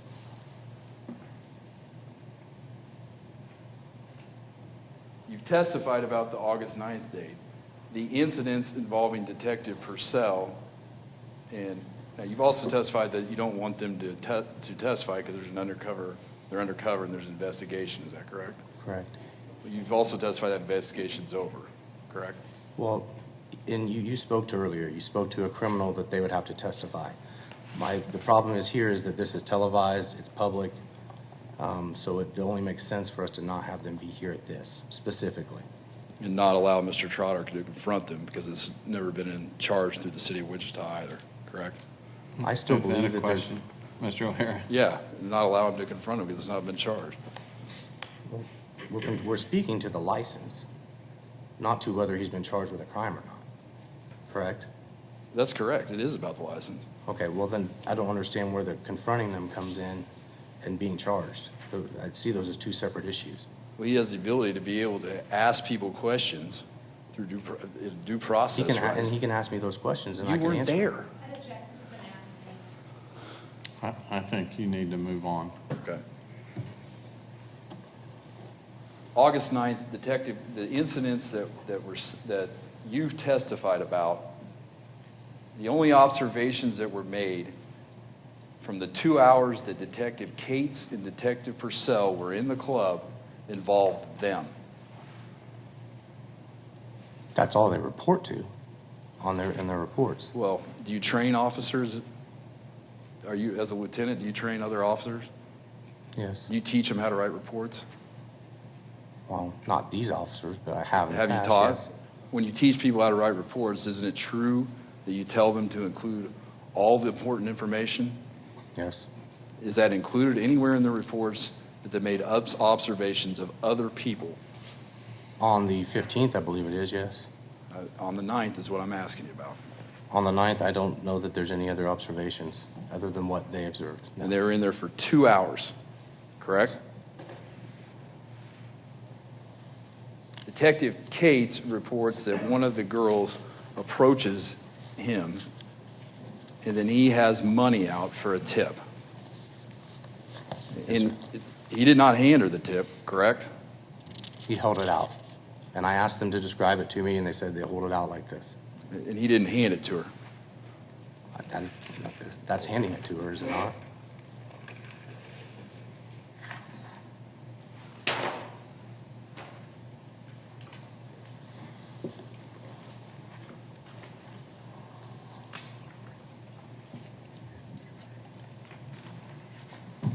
Well, I assume your testimony is based off the report from Detective Jason Cates. Yes, sir. And in his report, he says, quote, "On both occasions, I held up a $1 bill." Yes, sir. So he didn't just hold it out, he held it up for her. Held it up. Yeah. Correct? Yes. You didn't hand it to her like you would normally tip somebody. Well, in my Correct. opinion, it's just as simple for them to take it out of their hand there than to make the actions that they chose to do. Well, as he held it up, he then was able to get her to pull down the bra she was wearing and expose her breasts. Is that correct? I'm not sure how you say he was able to get her to. If you hold it like this and they choose to come up and make that action, nowhere do they say they asked them to do that. He didn't ask them to expose themselves. Okay? What other reason would he hold it up? They could just as easily walk by and take the money, is what I'm saying. They chose to do what they did. But we did not entice them to do anything by doing this. He didn't, in a normal situation, would you not agree, if you tip somebody, if you're tipping a bartender, if you're tipping someone at any restaurant or anything else, you would hand them the money? Just hand it over? It depends what you mean by normal. In a restaurant, possibly. In a place where you're sitting and watching girls that are dancing and exposing themselves, normal, in my opinion. And through experience, that is normal. So you would hold it up to get them to expose themselves? They can choose to do what they want to do. There was other times that they said that girls did not. And I don't know, I can speak to what's in here. I'm just telling you. When they do this, that's what happens. On August 9th, the only times they observe any violations are when it involved Detective Cates and Detective Purcell. Okay. Correct? I will have to go with that, yes. So it was only their tipping that induced these violations. Are I you don't know making if a that's statement? question. Is that a question? Yeah. I don't believe so. That's my answer then. On August 9th, they entered the bar, and you said that they drank alcohol, correct? Yes. They had you said they testified that they had 2 beers. I believe so, yes. And they were there for about 2 hours. Yes, sir. And again, the only violations they observed were contact that they had with girls. In the reports, yes.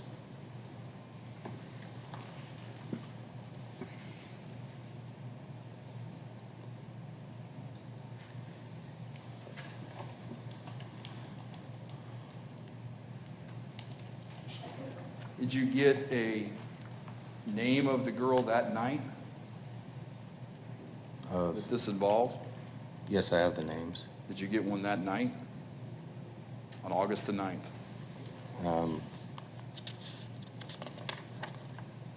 No, we actually reviewed the acts on video when officer did the club check. The night of the 9th, though, the person that would have approached, the girls that approached Officer Cates, or Detective Cates and Detective Purcell, they did not get their names, correct? They got stage names. They did not get their real names. We identified them later with officers, which is pretty much what happened every time. So we either already knew the people's identities or officers went in and identified them. So, and on 2 occasions, Detective Cates held up a $1 bill and then placed the dollar bill into or between a woman's breasts. Yes, sir. Is that correct? Yes, sir.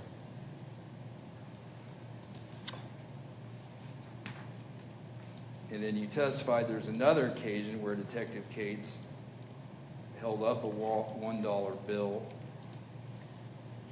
and put it in a girl's undergarment. Correct. Is that correct? Yes.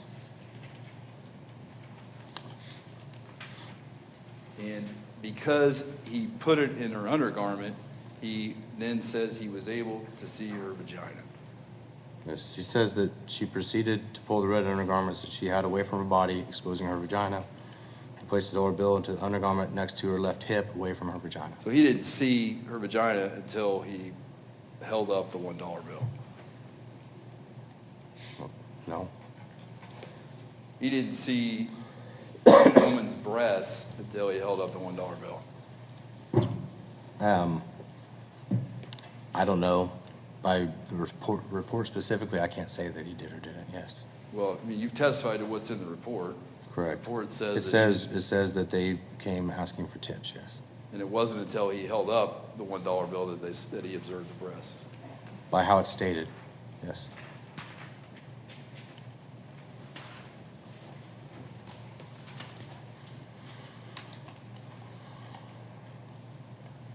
And Detective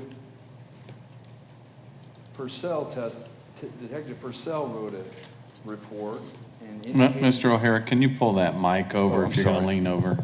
Yeah, just pull it over there as you're reading your notes. Okay. Detective Purcell wrote a report and indicated he had stayed with Detective Cates for a total of 9 dances. Okay. Is that correct? I have to look. I don't see it in that report. I will go with that. Yes, sir. I remember reading that in the report. And if it helps to clarify, the report I have is listed as Jason Cates, but it appears to be Detective Purcell's report. Is that 59703 that you're looking Map at? road. Sure. Sorry, is that the one? I'm sorry. Yeah, okay. Let me look. Let's see. Yeah, you're right. No, it is. I'll get in there. Give me just a second.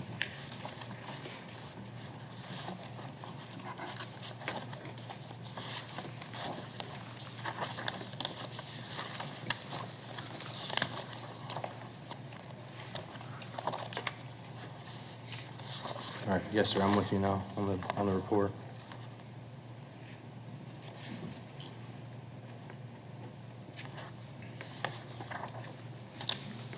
And you're asking about if they stayed in there for... 9 dances. Yes, we stayed for a total of 9 dances, and each dancer was tipped $1 apiece Sir, it's in the report.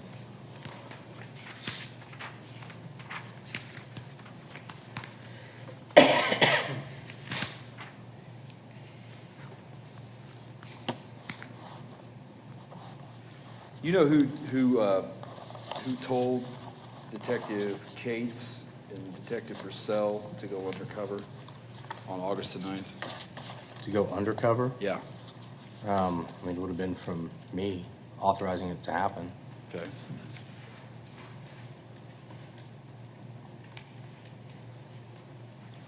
And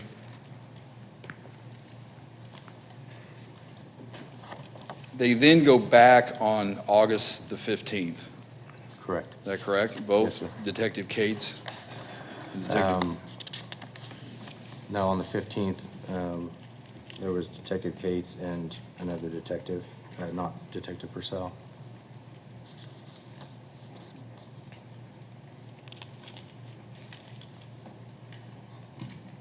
Okay, and again, you aren't there on August the 15th. I was not there, no, sir. And again, your testimony is based on what you've read in their reports, or specifically Detective Cates in this. Yes, sir. And you've testified about, he said there was another girl wearing black and red bikini top and black undergarments. Yes, sir. And he observed her pull down her dark bikini top that she was wearing, exposing her left breast and her left nipple. Yes, sir. Do you know how he saw that? Meaning? You know where he was? Not specifically in the bar, no. You know if he was tipping her? He doesn't say that he did.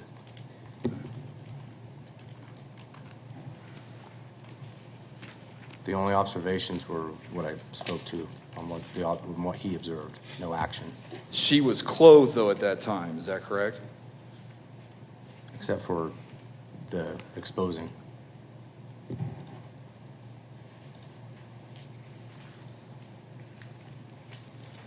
The August 15th date that you've testified about, that's not included in the initial, which you previously said, it's not included in the initial denial letter. Is that correct? From the August 28th? Right. No.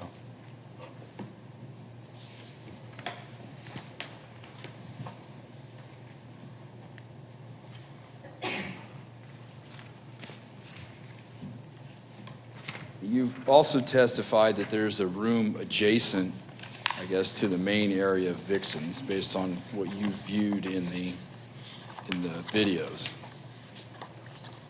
Yes, sir. Is that I'm correct? sorry, But yes. it's open into that room.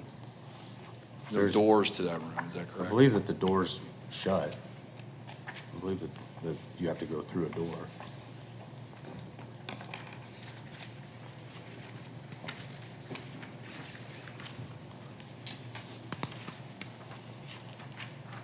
And you said there was also I believe, a club check on, was it August the 17th?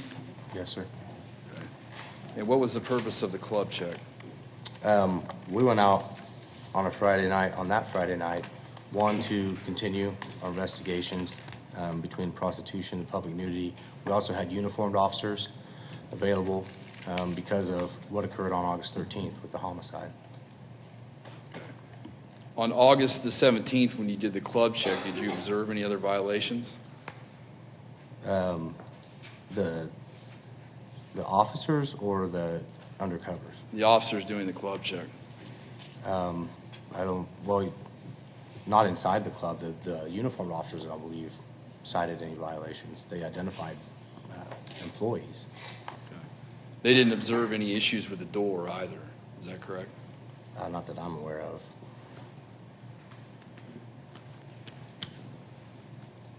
When the officers conduct a club check, they're looking to make sure that the club that's licensed is operating properly and the facility is proper as well, is that correct?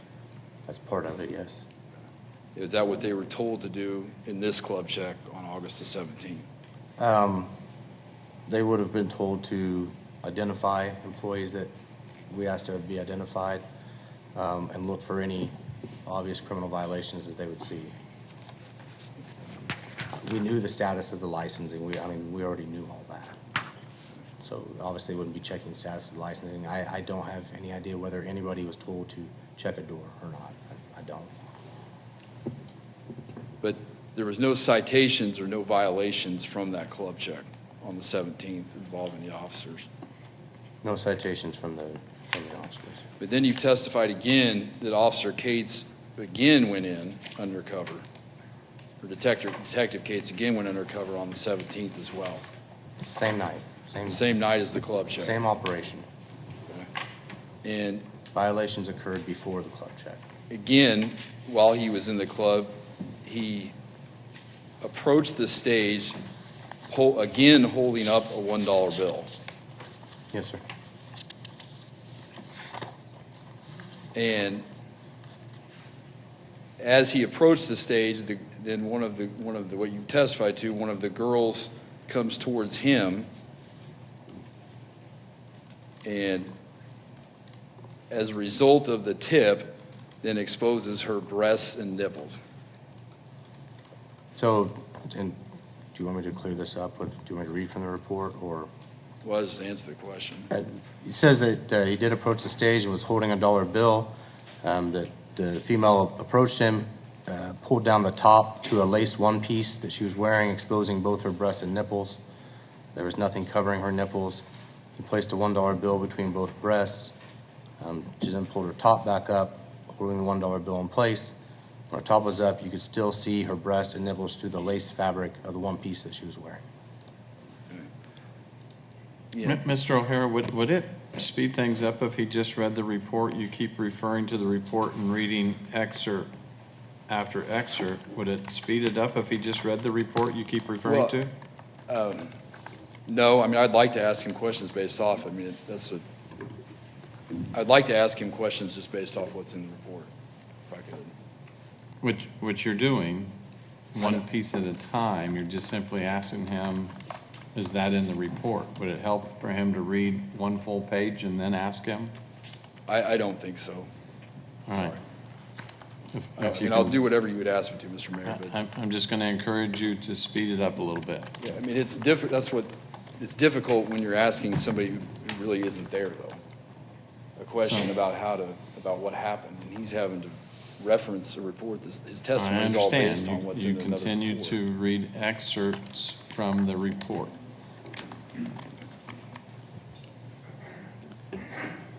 He didn't see her breasts and her nipples until he held up the $1 bill, correct? Yes, sir.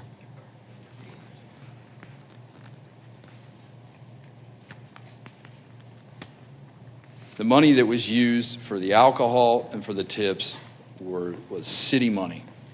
Yes, sir. And each night, Detective Cates went in and Detective Purcell went in to Vixen's. The money they spent on the alcohol and on the tips was city money. Yes, sir. They spend any of their own money No, while sir. they're in there? No. Were they working at that time? Yes, sir. You've testified also about what is the options available or what can happen with a violation, what the council can do with a violation as far as denying to renew a license. Yes, sir. Okay. The council also has options not to do that, even if they find a violation. Is that correct? To not deny? Right. Yes, they would have the option to not deny also. Well, they could also, even if they find a violation, impose other conditions on a business You can, yes. without denying the license. On this type of license, yes, you can. Meaning you could make someone, whoever the licensee is, either perform other requirements as a condition of the license, or whatever the council sees fit. It's my understanding that can be done, yes.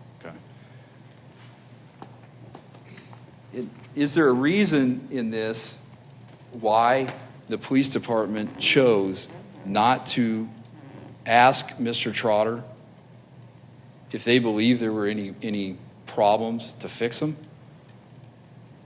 Well, you have the one violation that occurred in April which I said it was one violation. So we let it start to ride out in court. We have a homicide on June 30th, which is concerning. We knew it happened, I knew it happened. Independently, when our vice unit got involved on August 9th, and then we see 3 days, 3 different times of the public nudity occurring, and everything within an 8-day period, and you have another homicide in the middle of that, and they're coming up for renewal, it was my decision or my request to the chief and to the law department that we deny it based on, if we were in there for 8 days and saw everything that we saw, I think we should deny it. That's why I did it the way that I asked to do it. But at no point when you saw any of these violations did you decide that maybe you ought to take up these issues with Mr. Trotter? Once we started our prostitution investigation, no. I will not go to somebody I think is criminally involved in something and warn them to change how they're doing things. See, in your belief then is that Mr. Trotter is criminally involved in the prostitution? He could be. We never got far enough to determine that And no charges resulted in Mr. Trotter from that investigation? yet. And again, the fact that that meeting occurred at Vixen's was because the officer agreed to meet there. Is that correct? With Baker and? Meeting the employee, yes. He agreed to meet her there. She requested him to meet her there, and he met her there.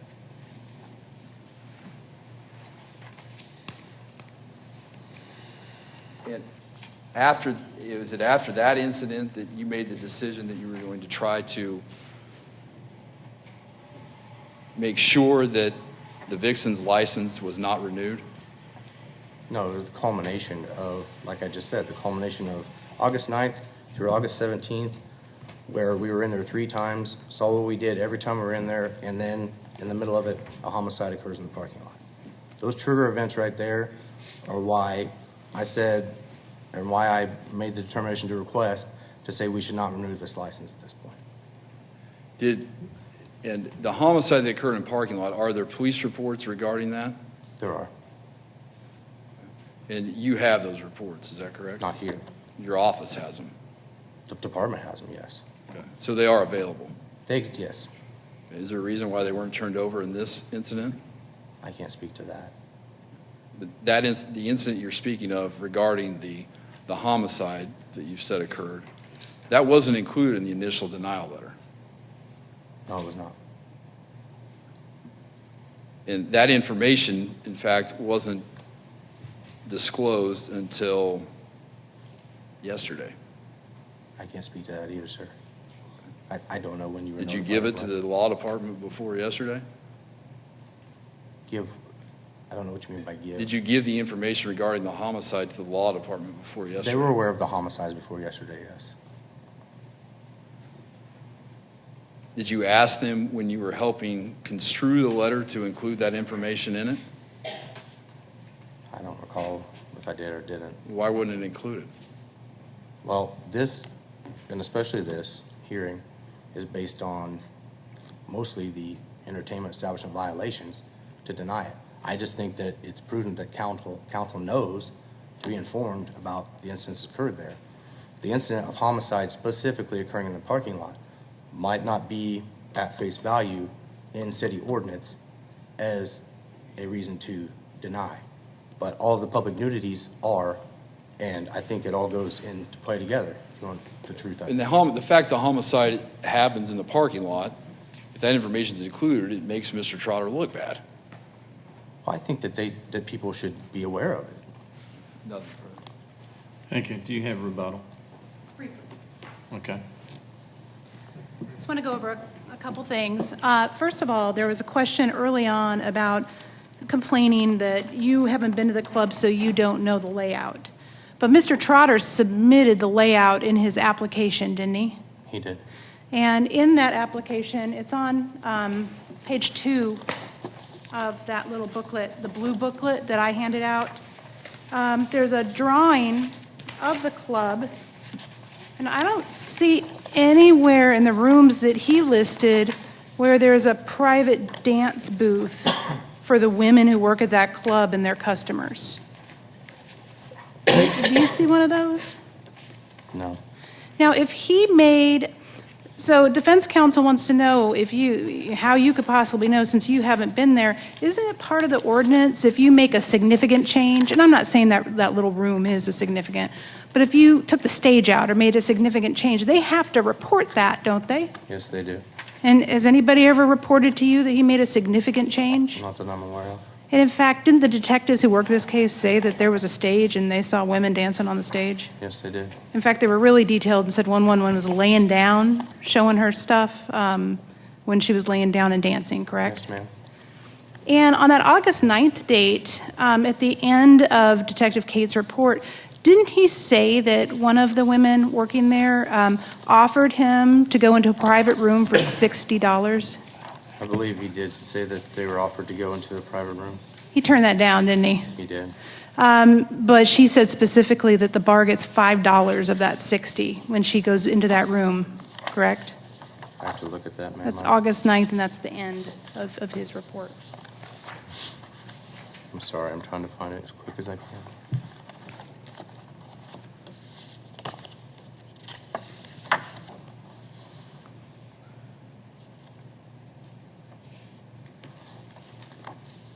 Yes, it says that one of the female dancers approached, asked if they wanted to get a private dance with both of them. They asked how much, and said it would be $60. Said if $5 goes to the bar. They did not accept the private dance, telling them that they were leaving soon. Defense attorney also asked a bunch of questions about identification of the women. Actually, we went through the nudity pretty quick, you and I, but there's quite a lot of detail in those reports, isn't there? There is. There are stage names, and then they went back and looked at the women on video and made identification of each woman. Isn't that right? They did. And all of that's written material, correct? It's on a police report. Yes. And city council could look at that report if you so requested, because the law on administrative hearings allows you to look at any written communication. We'd be happy to provide that. Lastly, I'd say, I had one more issue, I think. Oh, the last thing I have to say is about this issue of prostitution. And why did they meet at Vixen's? It wasn't the detective's idea to meet at Vixen's, was it? No, it was not. Vixen's wasn't even on your radar in terms of a potential area where prostitution was occurring. No, not until that night. It was the 18-year-old employee who said we should meet at Vixen's, right? Yes, it was the employee. And then it was once you got there that Baker found out that she actually worked there. Correct. Okay. Defense attorney, last thing, he spent a lot of time going over how much these ladies exposed themselves. I guess he was getting at the point that the officers must have asked for it. If you put your hand up with a dollar bill, don't you think a lady could have just snatched the dollar out of her hand and walked on?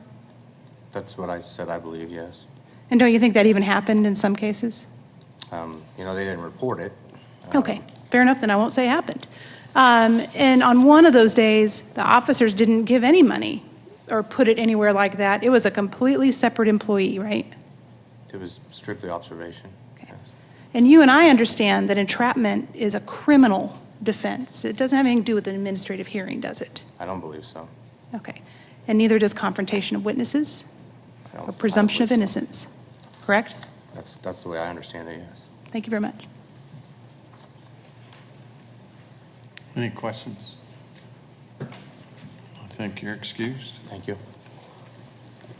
Mr. Armand, do you have any other witnesses? I apologize. I actually have one that I didn't announce. I just found out something from him. I want to ask him one question. Okay. So Officer Miller?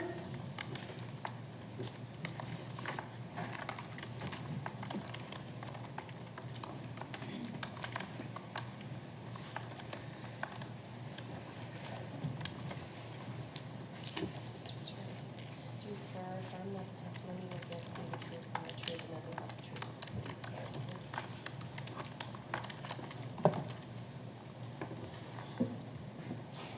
What is your name? Kyle Miller. And do you work with the Wichita Police Department? I do. How long have you been on? Going on 3 years. Okay. And were you working for the department on April 21st, 2018? I was. And you heard Sergeant Marceau testify to what happened at that club check that night. That's when the door wasn't opened and the ladies came out the side. Is that correct? Correct. We're talking about the same date? Yep. You were there, is that right? I was. And did you see those ladies come out that side door? I did. And did they come out that side door at 2:19 or later in the morning? That's later than 219. Later than 2:19. So the suggestion that they came out sometime much earlier is not true in your estimation? That's correct. You saw them with your own two eyes come out? I did. Thanks, that's all I have. Cross-exam.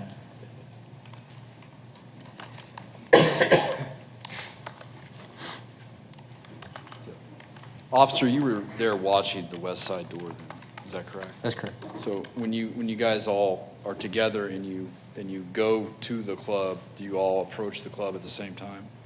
All being the officers that you're with? Correct, for the most part. So was your job then to approach the west side door? I wasn't instructed to. I took the initiative to do that. And when you saw the west side door, when you made that observation, the west side door was open, is that correct? No, when I first went to the west side of the business, the door was closed. And it wasn't until officers knocked on the front door and announced police that they came out the west door. Was it open at that point then, once the girls came out? They opened it to exit. You could get in, is that correct?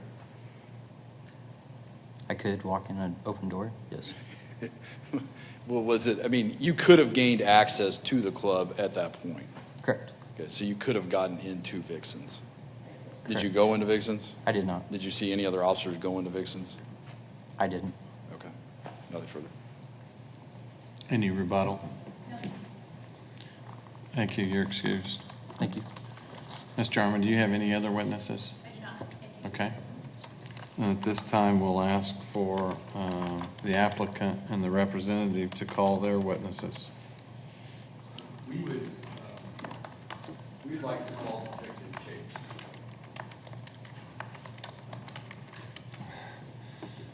My understanding is here.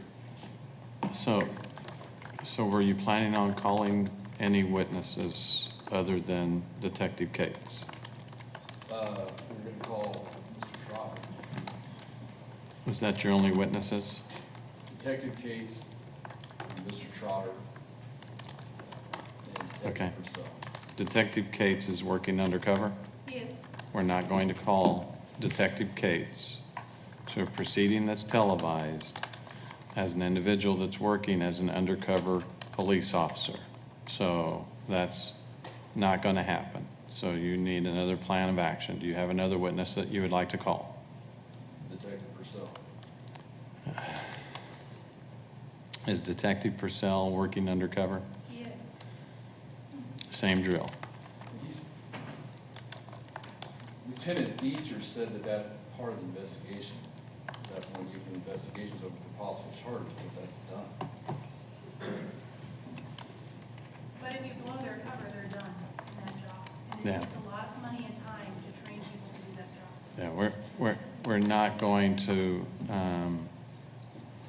ruin an undercover agent's career opportunity and job and training and time and money spent for this hearing. So you're going to have to call someone other than the undercover officers. Do we have one? Yes.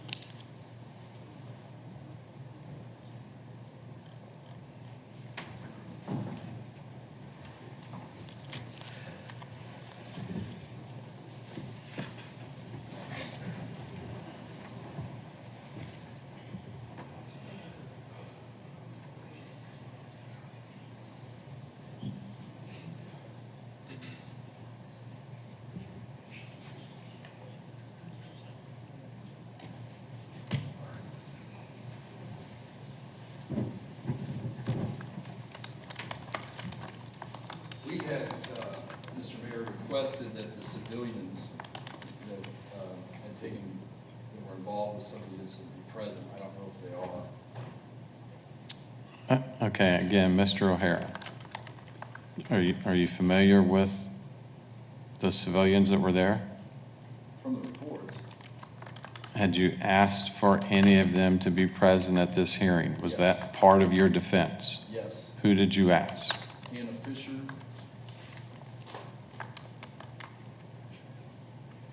Did you notify them by email, by phone, by, email, I notified the city. to contact these witnesses? My understanding, the burden's on them. They didn't give us information as to how to subpoena people in for this particular hearing because it's not in the ordinance. Okay. Try, yes. I was contacted at 3 o'clock yesterday, and, I was contacted at 3 o'clock yesterday by email, and I told them I was going to training, so you better get me your info quick, asking for the witnesses. I said, I'll get every officer I can get my hands on. No one's been subpoenaed, but if they can come, they will, and they did.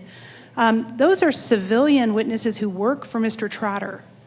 All of their names and information are in the police reports that were given to him more than a month ago. I don't have any control to get them here. Are these civilian witnesses working for your client? That's what they're alleging. I'm asking you, are these civilian witnesses working for your client? No. None of them work for your client? Well, Hannah Fisher, no. So I'm not asking you about, so I don't need to play this I'm dance. not playing a dance, I'm sorry, I don't mean to be disrespectful. My understanding is that anybody that is in the club does not specifically work for Mr. Trotter anyways. Anybody that's even in there, if they're dancing, are independent contractors. So no, they're not actually his employees. So let me ask it a different way. Are these persons under contract with Mr. Trotter? These were the people that were inside the club. By contract with Mr. Contractors. Are they in some kind of contractual agreement with your client? Yeah, if they're independent contractors, yes, that's correct. So your client knows these people? Well, He has a contract with them, he knows them. yes, he knows the people. that are in Did you all try and reach out through his connection to bring them to this hearing? Well, yes, we talked to him, yes. Who is him? Mr. Trotter, about bringing the people to the hearing. And He didn't know who they were specifically referencing in the reports, that the names of these individuals. so if he didn't know who they were referencing, then who were you asking for us to bring Named here? people that were in their reports. To name all of the people in the reports? The named people that were in the reports, the people who they said were the dancers on those. Did you want their stage names or did you want their real names? One of their real names, whoever they are, to appear. And doesn't Mr. Trotter have their real names on that contractual agreement? Well, the names that were in the reports are whom he is not familiar with. He doesn't know them by their stage names. He knows the people that they have listed in their reports, even by their stage names and the names that they have in reports, he is not familiar with.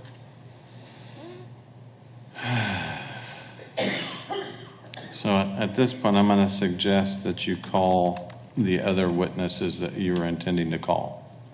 I will, but I would say also the problem with all this is we don't know, again, who the burden's on. And we don't know what the rules are regarding evidence. Because if the burden's on the city of Wichita, when they're coming in to show that there are violations, then they have to present evidence to support the violations. So they're the ones who are supposed to be calling the witnesses in to support that. And I understand the type of hearing that it is, but because of the way the evidence has been allowed in the hearing, we're not, I mean, in a normal situation, these people would have all been here. It would have been all testified because you couldn't allow another detective to testify as to what two other detectives wrote and what they observed from another person when they were in the club. And I understand the type of proceeding that it is, but when we don't know what the burden is, and we don't know what the standard of proof is, nor do we know what the rules of evidence are with this, then it's difficult to. So, Mr. O'Hara, did you read the report I did prior read the to report. today? Yes. So you knew that in the report, the violations involved specifically a couple of dancers? Yes. And you knew that those dancers in the report went by some kind of a stage name? Yes. And you're telling me your client does not recognize those two by their stage name? He doesn't recognize the people listed in the report by the stage name, nor by the name that's given in the report. Now, he has a contract with someone that He has has. independent contractors with it. The girls that work inside the club are independent contractors.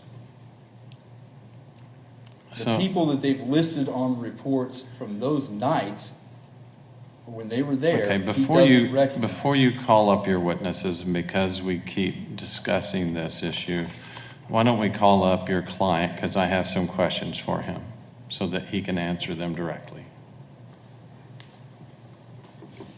Mr. Trotter, can you come to the podium, please?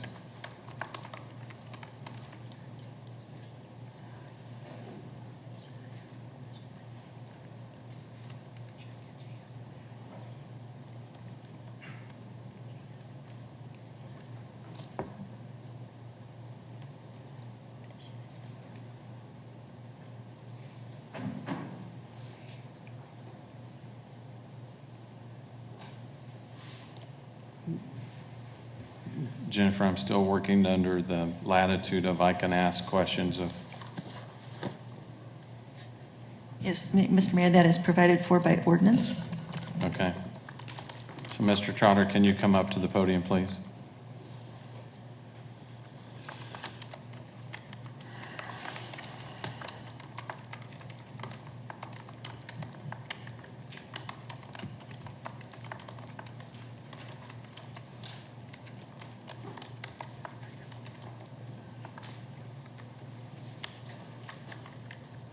In speaking to my client and based on the testimony that was given here today, and based on the fact that they say there's an ongoing investigation, he is asserting his Fifth Amendment right. Okay. Do you have any other witnesses? No. Well, if you have no witnesses, then we will proceed at this point to closing statements. Ms. Jarman, are you prepared to provide a closing statement? I am. All right. This is the only portion of today's proceedings that is timed, and so you have a maximum of 10 minutes for your closing statement. You do not have to use all 10 minutes. So, Madam Clerk, if you will start the timer at 10 minutes. I'd like to go over just some of the complaints that have been made today. I think some of them you might like to have addressed. One of the issues is that the chief isn't here, but really he's not necessary. The chief is frankly the figurehead, a good one, but he's a figurehead for the Wichita Police Department. He has the final approval authority, and that's what happened in this case. You have Lieutenant Easter, who worked this case, submitted it to the chief, who signed it. Really, his letter stands on its own, and now it's up to you to decide whether it's sufficient to deny the license. As far as him speaking with the media, frankly, didn't know that until Mr. O'Hara told me that before this happened. And I don't control the chief. If chief wants to speak to someone, chief speaks with someone. We all know that. It really doesn't have any impact on what happens here. I believe that this council can be fair. I don't even know that you saw the interview that he's talking about. I haven't. I should have looked at it at lunch, but I didn't want to. I think the city council can be fair, regardless of what the chief said or didn't say, and it's in his right to say something. Jaron Trotter complains, or through his attorney, that there was no discovery in this case and that he didn't know about the two homicides. That's disingenuous. They happened in his parking. One of them happened in his parking lot, and the other one happened in the street next to his building. We also know from testimony today that there was a shooting, and you can see in that little 7-minute video that his bouncer, they talked about the shooting, even in that video. We're not asking you to deny this license because of the violence. We're asking, really, it's what drew officers' attention. And it's reasonable attention. If you had something happening like that in Old Town, is it unreasonable that an officer would investigate the location where so much violence is occurring? It's not, and that's why we're here today. Defense asks many times, what is the burden of proof? The burden of proof is in the ordinance, and it's, or who is it on? It's on the city, and I accept that burden. I think that we have overcome that burden, and I think we've proven this. Defense also asks, well, what's the standard of proof? He doesn't know anything about this, how you do this. This is all laid out in an ordinance, and then when you do some research on case law, it gives you a little bit more. In that Rudd case that I quoted in my opening statement, it says, the director did not apply the wrong evidentiary standard when he weighed the evidence as the order itself specifically stated the evidence supporting his finding was clear and convincing. That's a legal term. Probably doesn't mean a whole lot to you all or to a lot of non-attorneys, but clear and convincing is a level of proof beneath reasonable doubt. Frankly, I think we have reasonable doubt here, but we don't have to because this isn't a criminal trial. I think the biggest argument that's been discussed a lot here today is that there was an improper letter sent and it didn't provide sufficient detail. There is no case law from Mr. O'Hara on what is sufficient detail. I have some cases I'm going to tell you about, but let me tell you, he's got nothing. We sent out a letter that said you are being denied your license because you have incidents of nudity and a prostitution investigation. And you have that April 21st, and say April 21st, but you have that code violation case, which he has to know about because he's been charged with it and it's been pending in court since April. So to say he knew nothing about anything doesn't make a lot of sense since some of those charges are pending. Further, by the 19th, he was sent police reports on all of the incidents that the city is talking about today. So he's had plenty of sufficient notice on this case. So what is detail versus what isn't detail? My argument is an incorrect letter, an insufficient letter would have been, dear Mr. Trotter, we're denying your application because you have violated the code of the city of Wichita. That would probably be insufficient. But instead, we said, you have these violations, you have nudity cases, and you have prostitution, and you have Chapter 3 violations, and that's why we're denying it. And that is sufficient. That is good enough detail. And the defendant, Mr. O'Hara, has no answer to that at all. I'll go on to tell you that there is a case.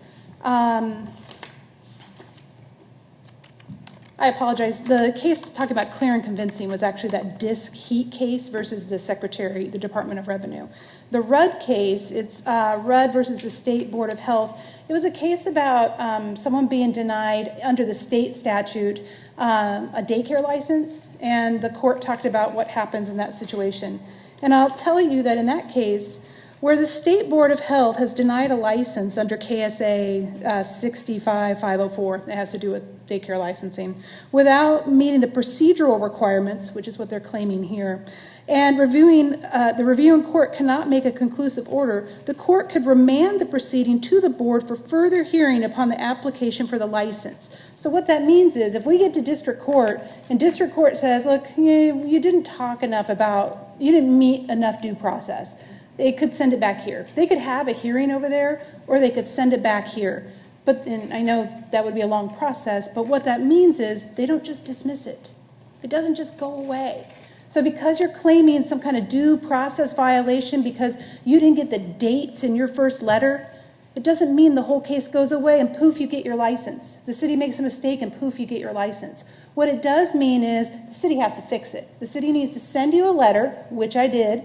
They need to tell you what the violations are, which I did. And in this case, by the way, the court even added to the arguments that the city had, and they considered even more. So when Mr. O'Hara complains that, well, now they're talking about homicides, and now they're talking about other things that he wasn't prepared for. You get to discuss anything you want in this case, and you can make this decision based on anything that you find, which is why I encourage you, if you are at all concerned about the nudity case, I encourage you to read those police reports. They are here and available for you to look at. The officer wrote them in great detail. Lieutenant Easter did his best on reciting them to you without taking forever and telling you every single person's name and address. But I would encourage you to look at those if so interested. Look, this council, I've been here a long time, and a long time ago, this council, maybe in different faces, but this council decided that nude dancing is illegal in the city limits. And that was a hard fight, and it took a long time, but this council agreed. To allow a club who has been operating with nude dancing to exist flies in the face of what this council did all those years ago. Their best argument is that there's some kind of entrapment and that the officer asked for it. That is a criminal defense. That is not an administrative defense, and it's not true. How do you act as an undercover officer if you're not allowed to behave as the other people in the bar? On one of those dates, the officer didn't give any money at all. They watched another person who did the exact same thing that the officer did on August 9th. So to find someone was entrapped finds that they did something that they wouldn't have normally done. But we know empirically, on August 15th, they did exactly what they did with that officer on August 9th. It's a bogus argument. It's something that shouldn't even be considered. So the city in this case, the chief of police in this case, yeah, this isn't in a vacuum. Yes, there is violence at that club.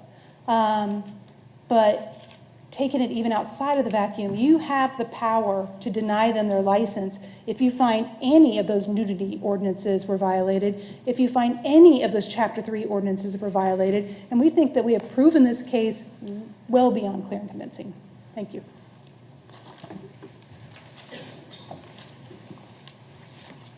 Mr. O'Hara, are you prepared to give a closing statement? Yes. Madam Clerk, if you can set the timer for 10 minutes.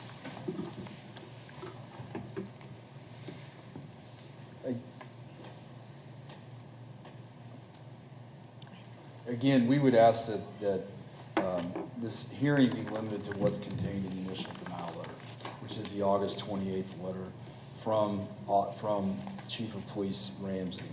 The August 28th letter doesn't include the information as what was testified to by Lieutenant Easter. It doesn't include information about homicides.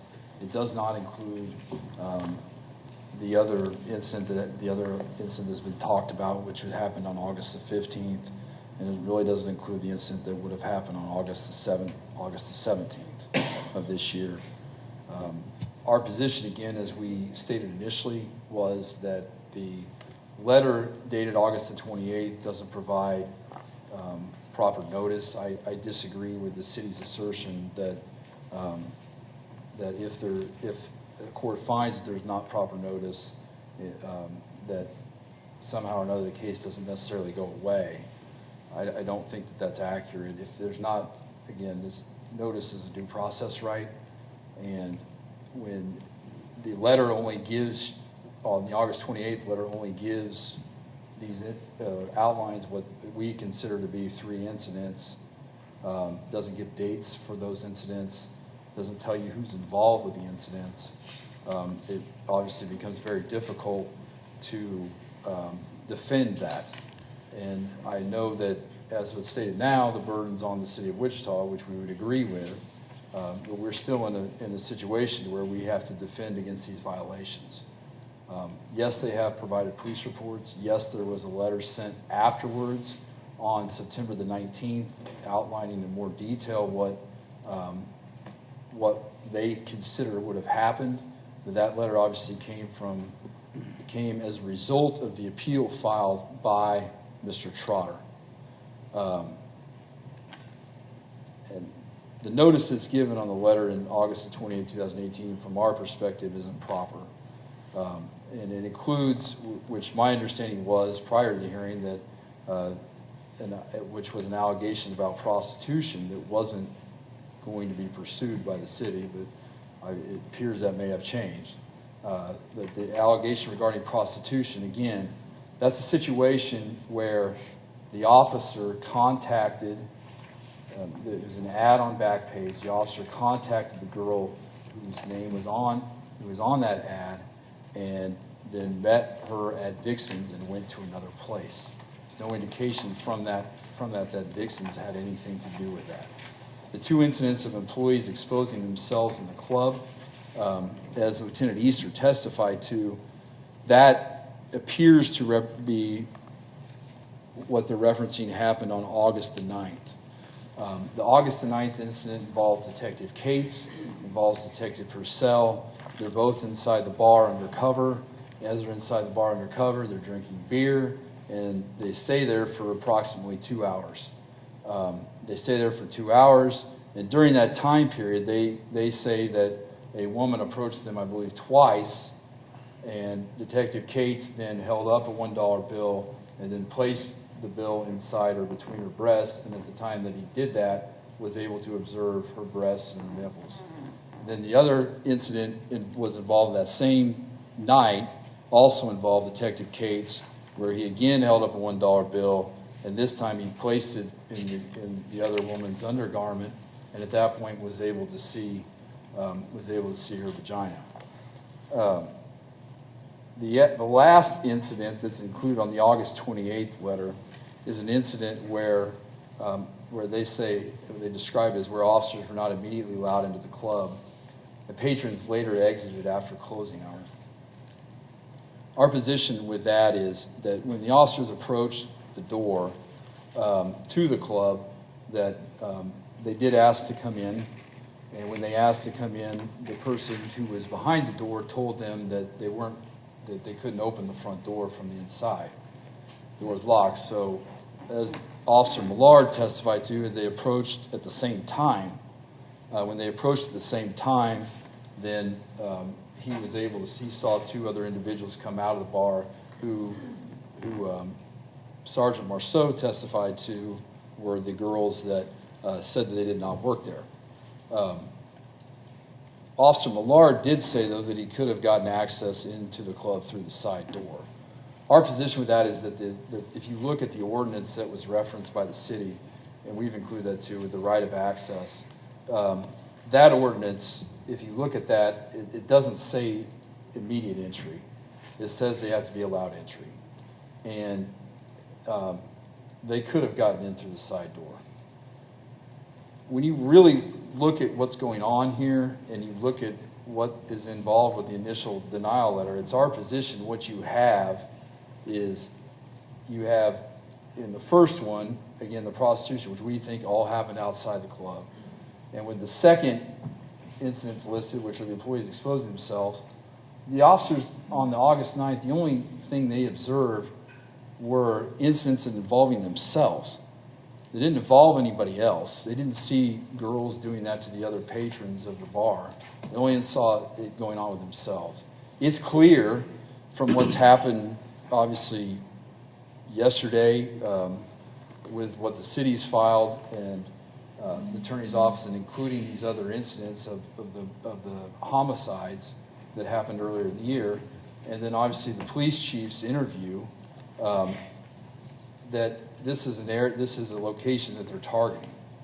And maybe it's a matter of perspective as to why the targeting is occurring, but they're specifically picking on Mr. Trotter's bar, even to the point today where Lieutenant Easter is saying they still might charge him with a crime.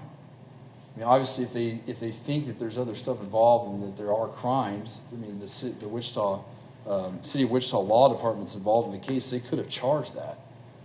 All we're saying is that if there's problems with the bar, then why don't they just tell him there's problems with the bar, and he'll fix it. There was back in when the representative from the fire department testified, he said that when he went and did the inspections back in 2017, that there weren't any issues. There weren't any issues with the door. And even Sergeant Marceau, and he said when he testified in August 2017, there were issues within the location. And that he gave them a list of things that needed to be fixed. This was the representative from the fire department. And that Vixens took care of those issues. When he came back on September the 7th, those issues were done. They were no longer there. In this case, I don't know why. I mean, if they don't agree with his name, they don't agree with the business he's running, which he thinks and we think is legal under the ordinance. They're not trying to stop it for that reason.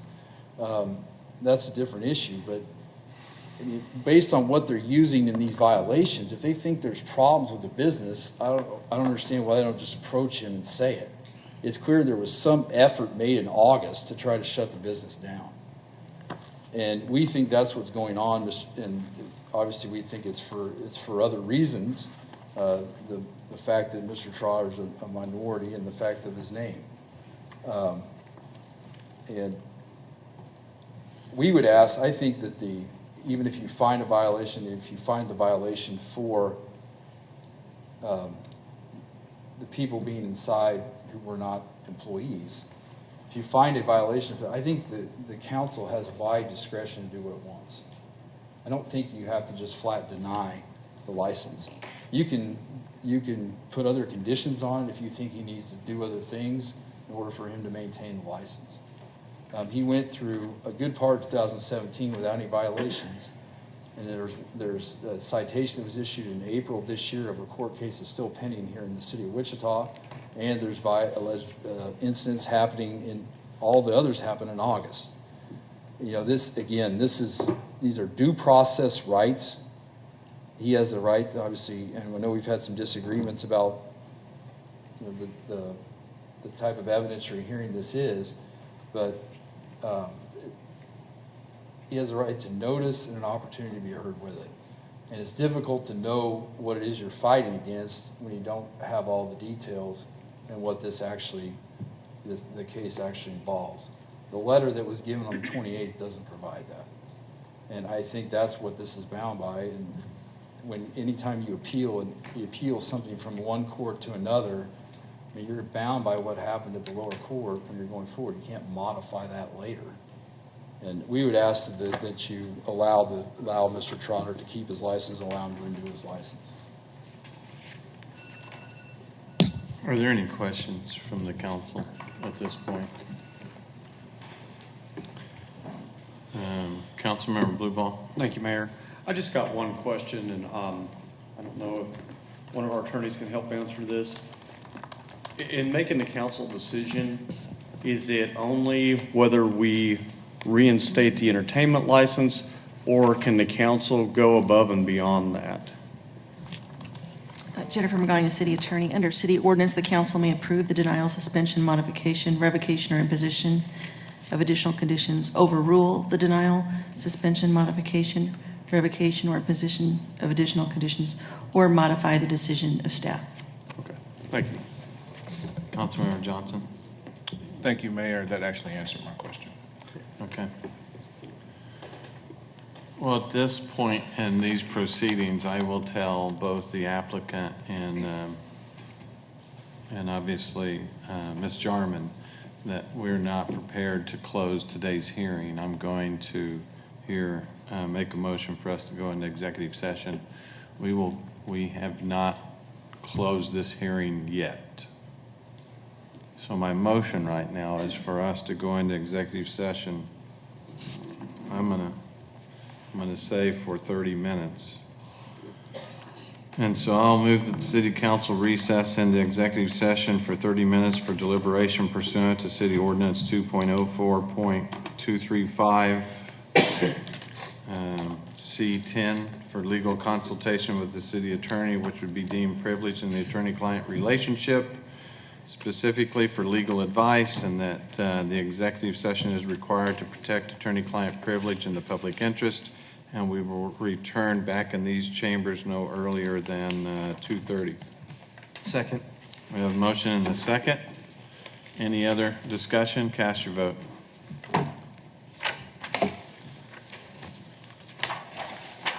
And motion passes 7-0. We'll convene in the executive session in the conference room.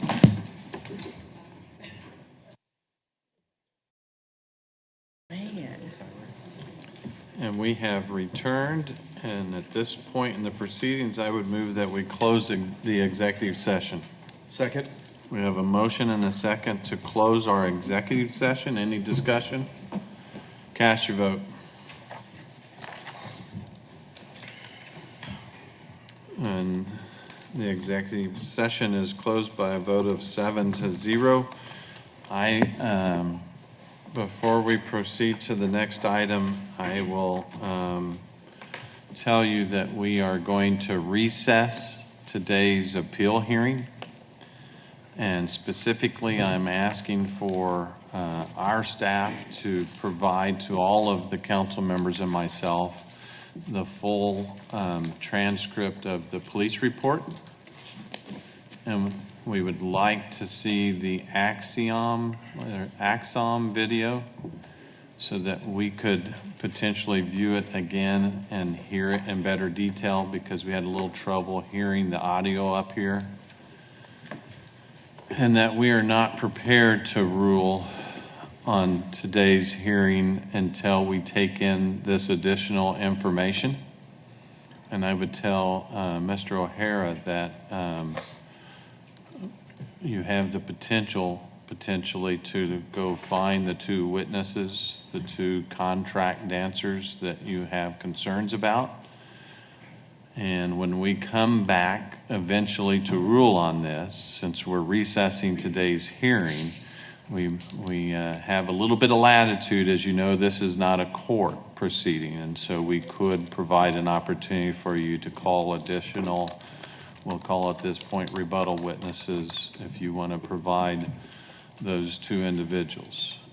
In the police report, I believe it has their real names and their stage names, and you can try and ascertain from that. If you have any questions, I would encourage you to get with our law department, and they may be able to help you out if you're unfamiliar with the two dancers that were in question that night.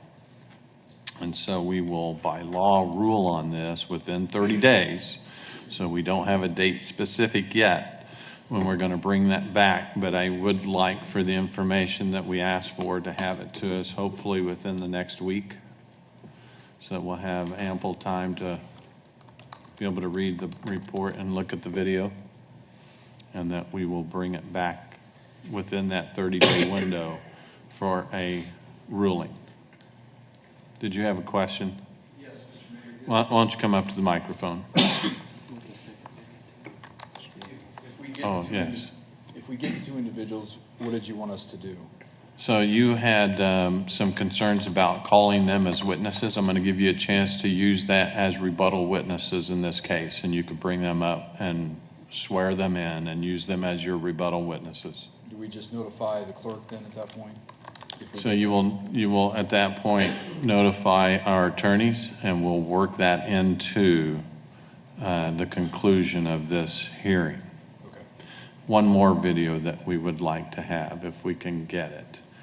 The video of Police Officer Miller that was stationed at the west door.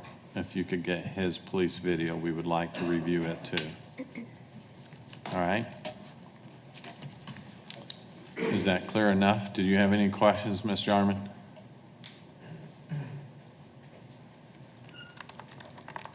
On the reports, is it like the nudity incident and incidents and prostitution? Which Both. cases? All of them? that. Anything I referenced? Right. Will do. Thank you. All right. Are there any other questions? You do not need that in the form of a motion to defer that? Okay. At this point, then, Madam Clerk, I'm going to ask you to call the next item. Approve a ballpark development agreement and a facility use management agreement with Yes to No for the development of a AAA multi-use baseball stadium. Good afternoon, Mayor, members of the City Council. We're here. Last week we did a presentation. We will I'll go again through that information for the purposes of the public to hear about the proposed baseball project. Again, this is a result of the desire of the City Council to look at the West Bank redevelopment. How do we increase economic activity into our downtown or into our community? Back about 2.5 years ago, we explored the opportunity to attract affiliated baseball back to the city of Wichita. In that consideration, we talked about a new baseball stadium with a museum tied to that. We did a Star Bond report, which is sales tax and revenue program that the state has, allows us to capture new sales tax dollars that are generated within the area to help pay for that. We also talked about doing riverbank improvements to help revitalize the river corridor and to undertake a pedestrian bridge connecting the west bank to the east bank. Again, these images that we show are purely conceptual. They were done by the team just to invoke the vision of what it could look like and could occur along the riverfront. Just to revisit, the Pacific Coast League New Orleans franchise filed an application earlier this fall to relocate to Wichita in return for a new AAA quality stadium. The City Minor League Baseball, Pacific Coast League, and the team negotiated memoranda of understandings early this fall. We took action back in September to approve those MOUs, which have then now been drafted into formal agreements. The two formal agreements are the ballpark development agreement and the facility use management agreement that details each party's commitment. Under the ballpark development agreement, this is strictly for the construction of the ballpark. The agreement is the city commits to design and construction of a new multi-sport stadium to house a Pacific Coast AAA baseball franchise at a cost not to exceed $75 million. Within that facility, the NBC Hall of Fame Museum would be included in the ballpark improvements, and the ballpark must comply with all MILB and PCL standards for baseball facilities. We've been tasked and agreed to the stadium shall be completed by March 15, 2020, unless all parties agree to mutually extend that date. The city will also spend an additional $8 million, up to an additional $8 million on a pedestrian bridge, riverfront improvements, and other critical infrastructure necessary for the ballpark area development. As part of this, the city will assign a dedicated project manager acceptable to the team, who will be responsible to the project committee and the oversight committee. In exchange for the city's commitment, the team will commit to the following: relocate the New Orleans AAA franchise to Wichita, contribute approximately $5 to $7.5 million for furniture, fixture, and equipment, often known as FF&E in the ballpark, and then agree to a CID or Community Investment District on applicable revenue generated by the team operations of the ballpark. The CID would start upon the completion of ballpark improvements, and that all home games for that AAA team will be played at the stadium. Both the team and the city agree that the major amenities within that facility would be 15 to 18 suites, 6,500 to 7,000 fixed seats, a berm, a party and group areas with a capacity of 3,000 to 3,500 people, resulting in a total available seating of 10,000 for MILB sanctioned games. Additional terms for the team facility size, concession space, and other agreements such as necessary to meet minor league baseball and Pacific Coast League standards. Again, these improvements will be funded by the city at a cost not to exceed $75 million. Finally, a joint development process for the ballpark improvements, including the establishment of a ballpark oversight committee and a project committee, of which both the team and the city will have appropriate representation. The oversight committee is responsible for the selection of the design team, the lead contractor, consultants, ballpark specifications, and a budget. The project committee will be responsible for the administration of the design and construction, which I often call kind of day-to-day execution of creating and actually constructing the facility. All agreements or additional documents related to this development are subject to written approval from MILB and Pacific Coast League. Now moving on to facility use management agreement, which talks about the actual activity after the ballpark opens. Under this agreement, the city and team agreed to the following. The team is aware of the history and importance of the NBC Hall of Fame and tournament. The team agrees, subject to Pacific Coast scheduling, which shall take priority to make available for the use of the stadium of the ballpark for the NBC tournament for up to 1 week each season. The initial management agreement term of this agreement is 20 years with 2 5-year extensions. Initial management agreement fee that the team will pay each year will be $350,000. Each 5-year interval, the fee will increase. We want to clarify from last week's discussion from Councilmember Claycomb that it cannot decrease, it can only increase. by the average CPI over the previous 5 years. And the team will pay for all utilities. Just wanted to provide a picture of the ballpark site. The area in red would be the ballpark site directly. This may move around as we go through the final siting of the actual ballpark. Right now, you'll see it's approximately 7.04 acres. The area in blue is simply the area that would be available for parking for the team to utilize.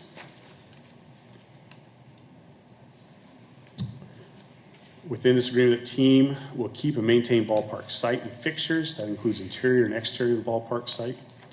The team will be responsible for the cost of general maintenance, staffing, and repairs of the ballpark site, including the playing field. The team will solely be responsible for any field maintenance, except for any maintenance required as a result of city use. The team cannot assign or encumber its management agreement interest without approval from the city. And in particular, the team can only assign to another AAA affiliated team with and approved by Minor League Baseball. With the exception of city-sponsored events, the team will retain revenues from all other events such as tickets, concessions, sponsorships, parking, merchandise, and media. Moving on, the team and city will jointly secure a naming rights agreement for the ballpark. The proceeds would be applied first to hard and soft costs, second up to $250,000 to the city, and third to the balance to the team. Again, the team must play regular season MILB games at the ballpark. The team will support, again, the establishment of the CID to cover the ballpark, but it won't become effective until after the completion. The team will provide security for the ballpark and security traffic control on-site and cleaning for the parking area. The city will provide regular services outside the ballpark. The city will have the right to hold up to 10 city, community, and charitable events per year, together with the allocation of resulting costs and revenues. And again, it's a 20-year management agreement.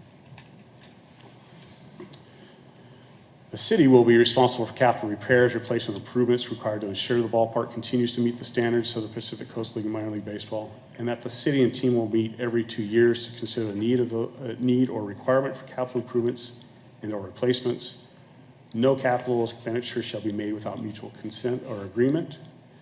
The city will set aside after the 7th year $250,000 annually into a capital reserve fund to be utilized for capital repairs, replacements, or improvements. And also an emergency air travel fund of $200,000 will be established, jointly funded by the city and team, and if necessary, replenished annually to address MILB and PCL controls and concerns about frequency air travel in and out of Wichita. That agreement also, which you have a copy in your packet, specifies if there's no activity or draw on that fund for a certain number of years, that will be reduced as well. Lastly, new news from last week. The city did receive notice yesterday, October 22nd, 2018, from the Pacific Coast League of its conditional approval of the team's relocation application. Final approval by the PCL is subject to the stadium design specifications, demonstrating compliance with MIB and PCL requirements. Essentially what that means is once we have the stadium actually designed, we'll submit to MILB for final sign-off to make sure that they check to make sure we have followed all the standards that are required for a affiliated baseball stadium. Just wanted to briefly touch on financing methods for financing these activities. The first one is STAR bonds. STAR bonds, tax incremental financing or tax increment financing, often known as TIF, community improvement districts, which is CID, and general obligation bonds. STAR bonds, over the last year and a half, 2 years, we've been working with the state to secure approval for STAR bond districts on the west side. The city has created that STAR bond district that includes properties on the east and west sides of the Arkansas River, including the stadium complex. And the Secretary of State for the state of Kansas has approved city issuance of STAR bonds of $40 million, plus associated costs and revenues. These are the two STAR bond districts. The one in red was started just about a little over 11 years ago. It has about 9 years remaining left on it. The new area highlighted in red had 20 years remaining on that. Again, the idea between STAR bonds is we are permitted to capture the incremental increase in sales tax within those areas to help pay off any STAR bonds that we have. TIF, or tax incremental financing, this is secured by increases on the assessed valuation of property tax receipts within a certain area. We created this TIF district late last year. That includes largely the Starbond District, that red Starbond District, as well as going west along Douglas over to Seneca. Community improvement districts, this is fairly common across the city. This is the idea that we'll capture sales tax, the local portion of the sales tax, and be able to put it back towards paying off of bonds on this project. That the city will create a CID by ordinance. We're currently working on that right now. That would be approved by the city and the other landowners that are within that CID. That would impose a 2% sales tax increase within that district for up to 22 years. Those will be used to fund public and private improvements.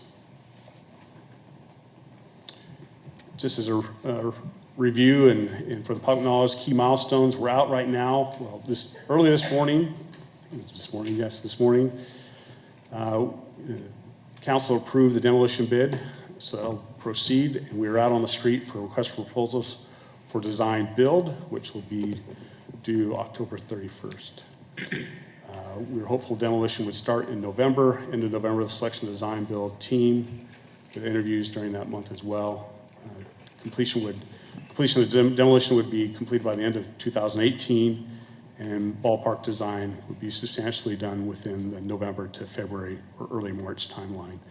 And hopefully in March, we'll have a GMP for construction, start construction soon thereafter with the goal to finish the stadium by March of 2020 to be ready for first game in April of 2020. Again, staff recommends adopting the resolution authorizing the execution of certain agreements relating to the construction, financing, and operation of proposed new baseball stadium and related facilities, authorizing the issuance of bonds to pay all or a portion of the cost of facilities, and authorizing the execution of various other documents related thereto. With that, I'm open for any questions. Anyone? Councilmember Blueball. Thank you, Mayor. What's the parking requirements and what's the plan for parking? In our agreement, I can't remember if it's a ballpark or facility use, the team has the opportunity to collect all parking revenues on the existing parking that sits out there today on the city side. So if I go back to Slide 9.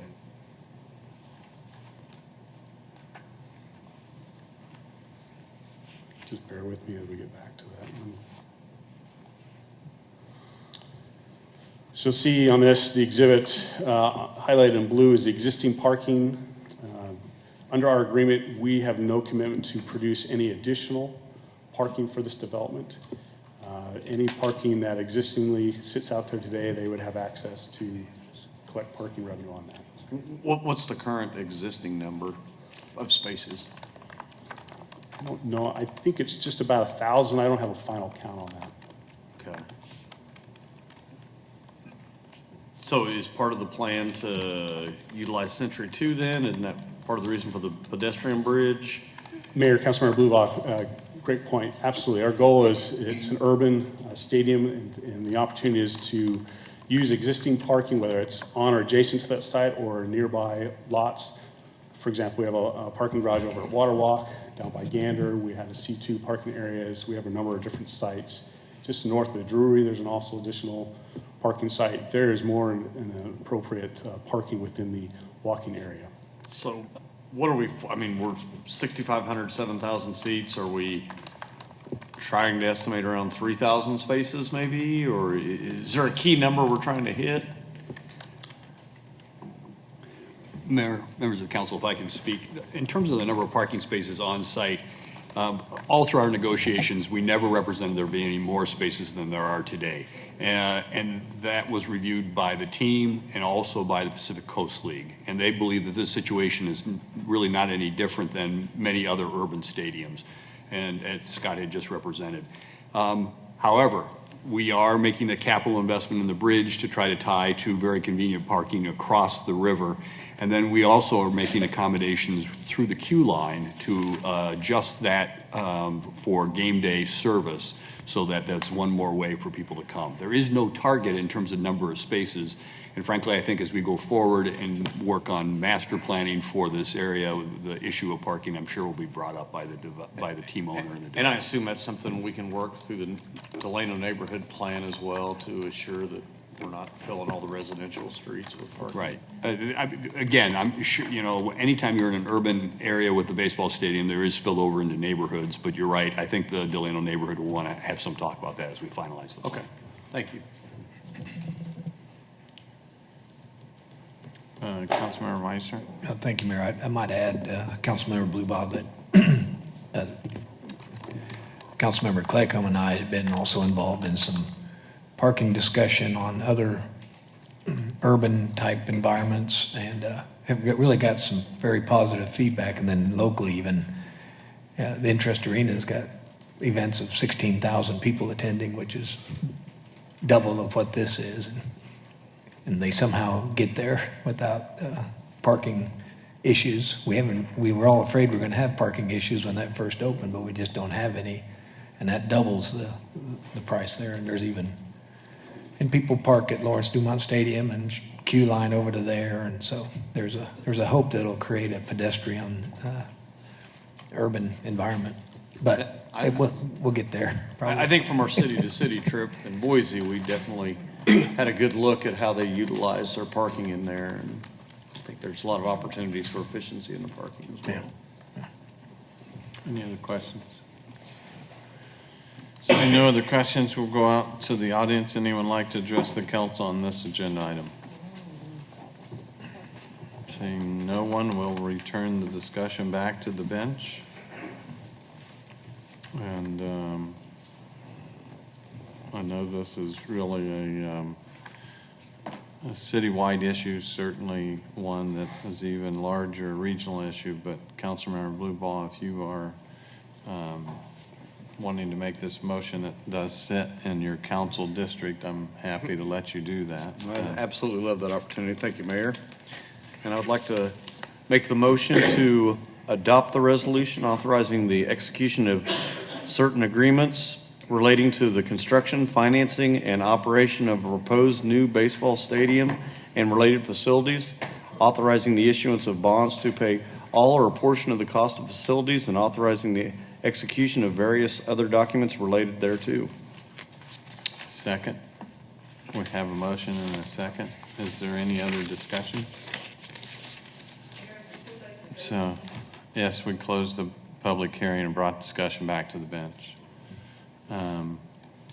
So, seeing there's no other discussion, cast your vote.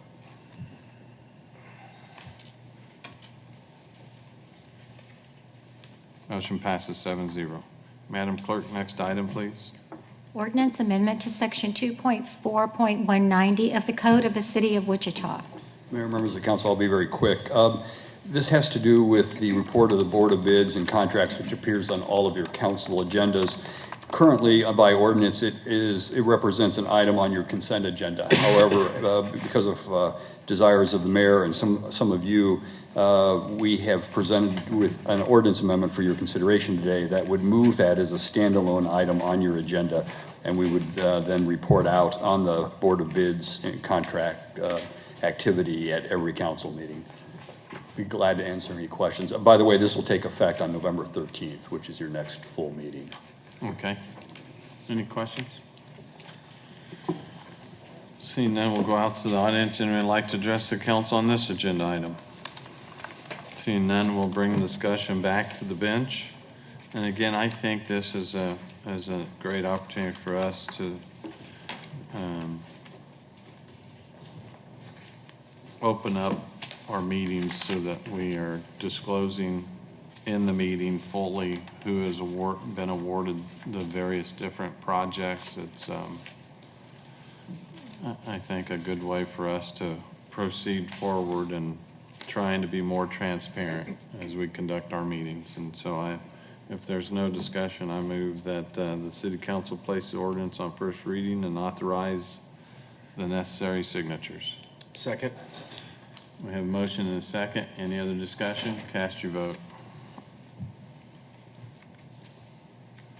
Motion passes 7-0. Madam Clerk, next item, please. Approval of travel for Councilmember Cindy Claycomb to travel to Los Angeles, California to attend the NLC conference on November 5th through 9th, 2018. I would move that we approve the travel as read. Second. We have a motion and a second. Any discussion? Cast your vote. Motion passes 7-0. Madam Clerk, next item. Councilmember appointments and comments. Any appointments, comments today? We've wore you all down. It's been obviously a little bit different council meeting today, certainly typically one that doesn't go this far into the afternoon, but. You did a fine job, Your Honor. Killing me. So we will move on. I know we have a workshop, so I'm going to go ahead and motion that we adjourn today's council meeting. Second? We have a motion and a second to adjourn. Any discussion? Cast your vote. We have adjourned by a unanimous vote, and we will go right into our workshop. Robert? Mayor, we are bringing to you probably one of the most difficult policy issues that you've had to deal with over the last number of years. Part of it is because of the current condition of our aquatic system and the need to do something differently. Actually, we first brought that to your attention in 2011, and that's when we started this process. Went through a long engagement process and started also looking at the change in the way that people relate to water and the evolution of aquatics programs in the country. That has brought a number of policy concerns to you, from the rebuilding of existing pools to the construction of new pools to the use of splash pads and everything in between. So what we're going to do today is explore three options that we prepared after the council last met and put on hold this decision while you asked us to go through and gather more information and look at some other alternatives. So with that, I'm going to turn it over to Troy Houtman, our Director of Parks and Recreation.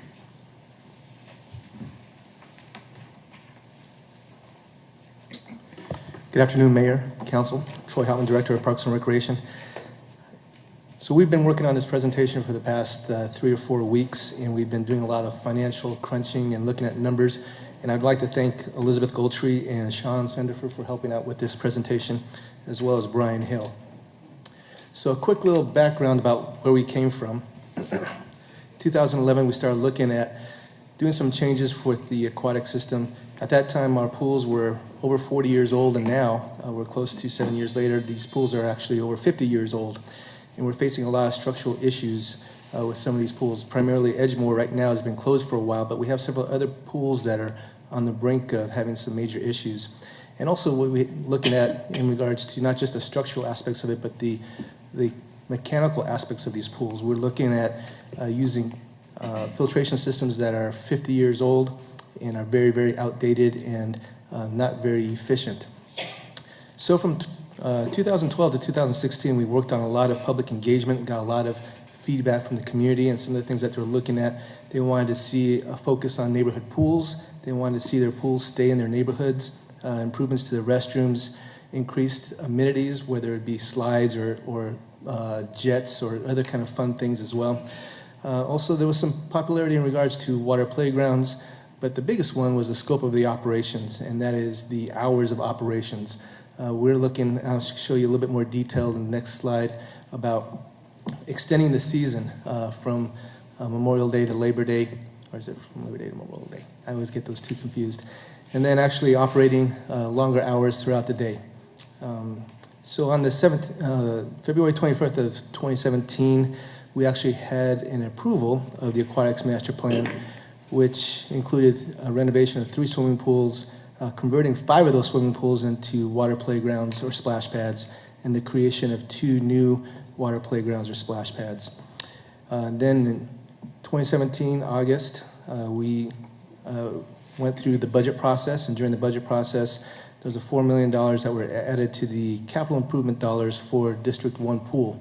It wasn't decided where it was going to go. Primarily, there's 2 locations that we're looking at, and we haven't yet to make that decision, but that was what was directed on August of 2017. On May of 2018, we did adopt the design services and funding the initiative for the adopted plan for bringing on the designer and consultant for this project. In June of this year, park staff took direction to look at additional aquatic options, and we have 3, as the city manager talked about. And I'll go through each one of these in more detail, but of the 3, we have option 1, that is rebuilding the 3 regional pools and updating 1 neighborhood pool.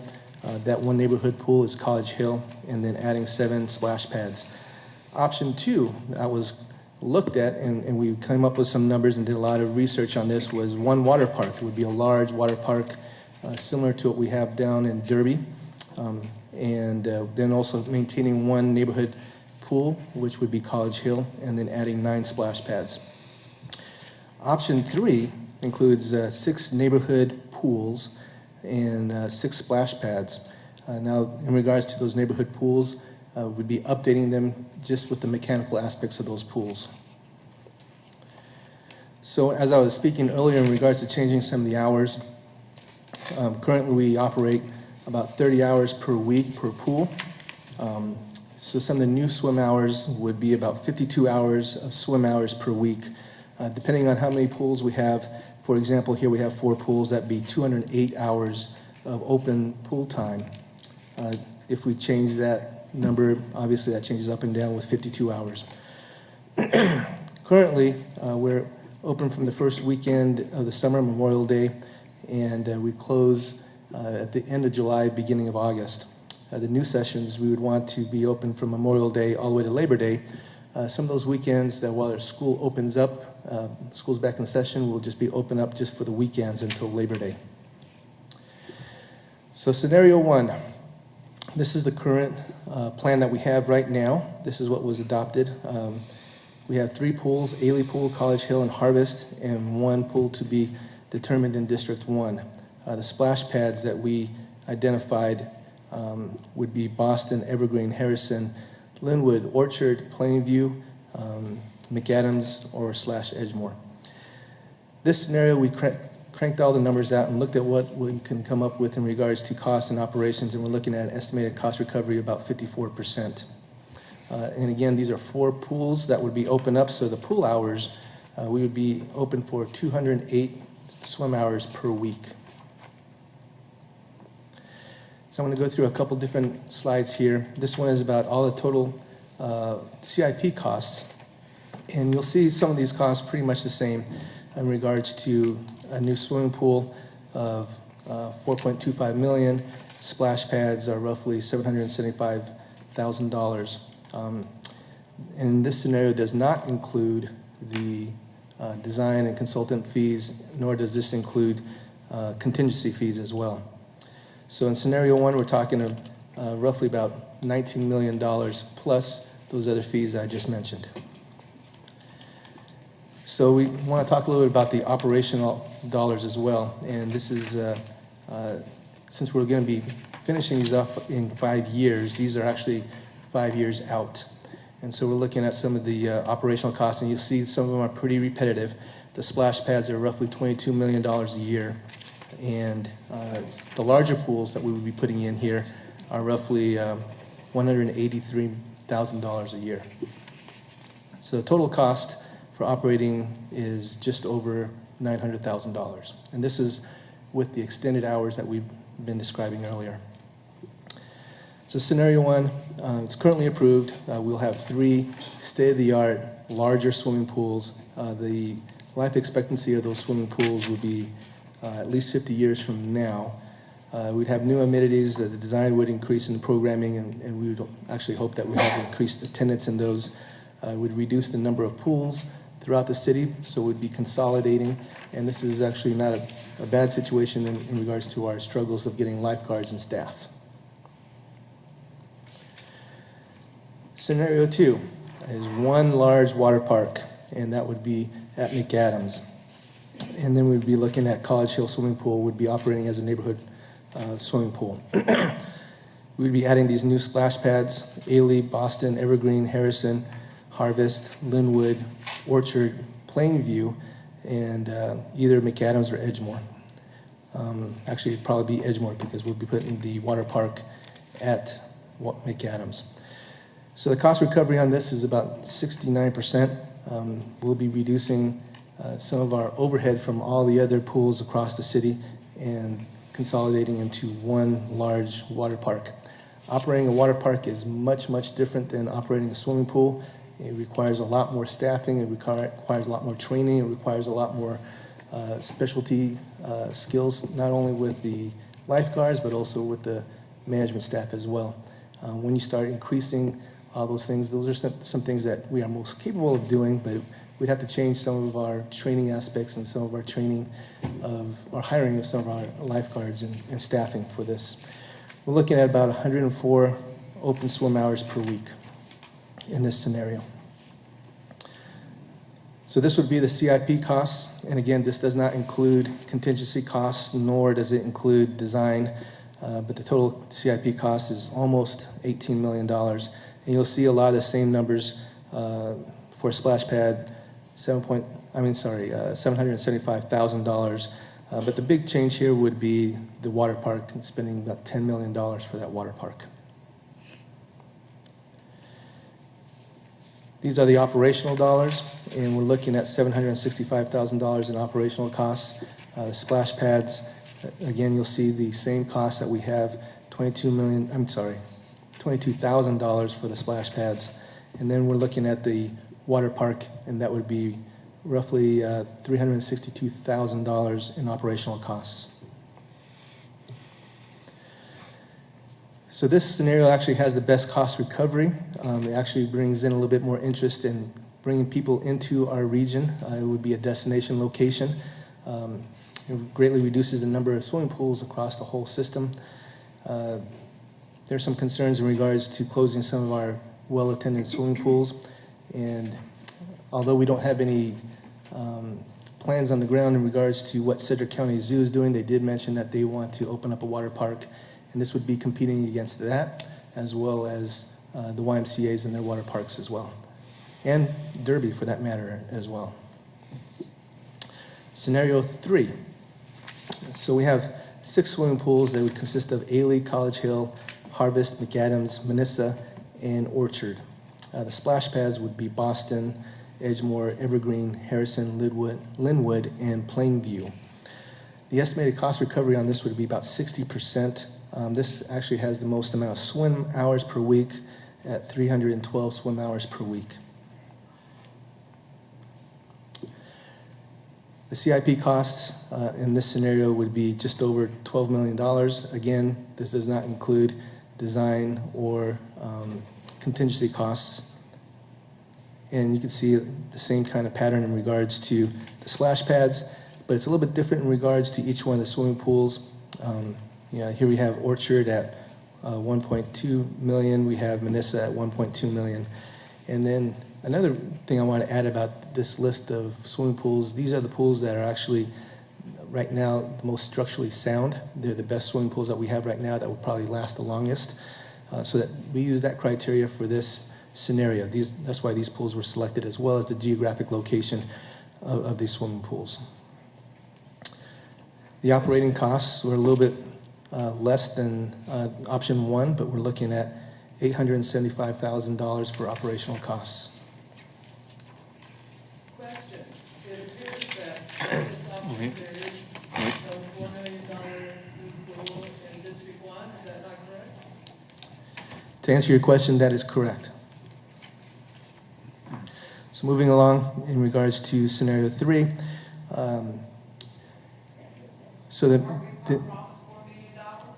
it reopens McAdams Pool though also. So one, this is a workshop. We will have a public hearing eventually that will allow you all to have your 5 minutes at the podium. And in between this workshop and the time where we hold the public hearing, you certainly are allowed to contact any of us and have a discussion to talk about all of these options.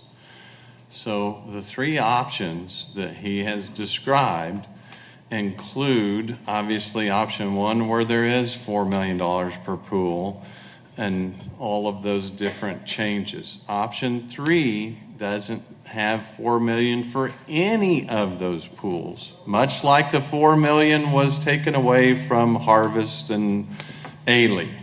That's why we asked the question. So you will have plenty of opportunity to have discussion with the council members. Wasn't 4 million promised from McAllen? No, CIP? no. Oh, so we got that wrong? So, Did we get that wrong? so there are three options that we're looking at. So we have totally gone back and taken a brand new approach to our aquatics program. Brand new approach to the aquatics program. Instead of 3 pools being open, we're looking at potentially 6 pools that are open on a wide variety of areas around the region. So we'll work our way through here, and I would encourage you, if you would like to make an appointment to visit with me, I'd be happy to explain to you all of these in detail, or you can talk to your council member, or you can talk to any of us. And then we will have a agenda item where this comes to the council, and you will have an opportunity to discuss at the council meeting on top of that. This workshop is not the place to do that. So I'm going to tell you, if you can't adhere to our rules, I'm going to encourage you. And talk about the pool, did we do that July the 12th? So we can recess this if you all don't want to adhere to the rules. Did we come up and discuss this July the 12th, and we were promised 4 million Go, dollars in the CIP? try and continue on. Mayor, I'd like to continue going forward with, we're almost done with the Try and presentation. continue on. We're almost done with the presentation. So in scenario 3, the CIP dollars would really be focused on the filtration systems, the operating systems of these swimming pools, and then making some ADA upgrades. These upgrades will have an impact on the water usage as well as much better quality operations for these swimming pools. It is also bringing in the scenario with the highest number of swimming pools per location, which, by the way, was one of the things that was really brought to light when we did our community engagement. People really wanted their neighborhood swimming pools, and this is kind of our best situation to make that happen. Whatever funds are left over, we would want to make some improvements to some of the amenities. A good example is over at Harvest Pool. We have a slide right there currently right now.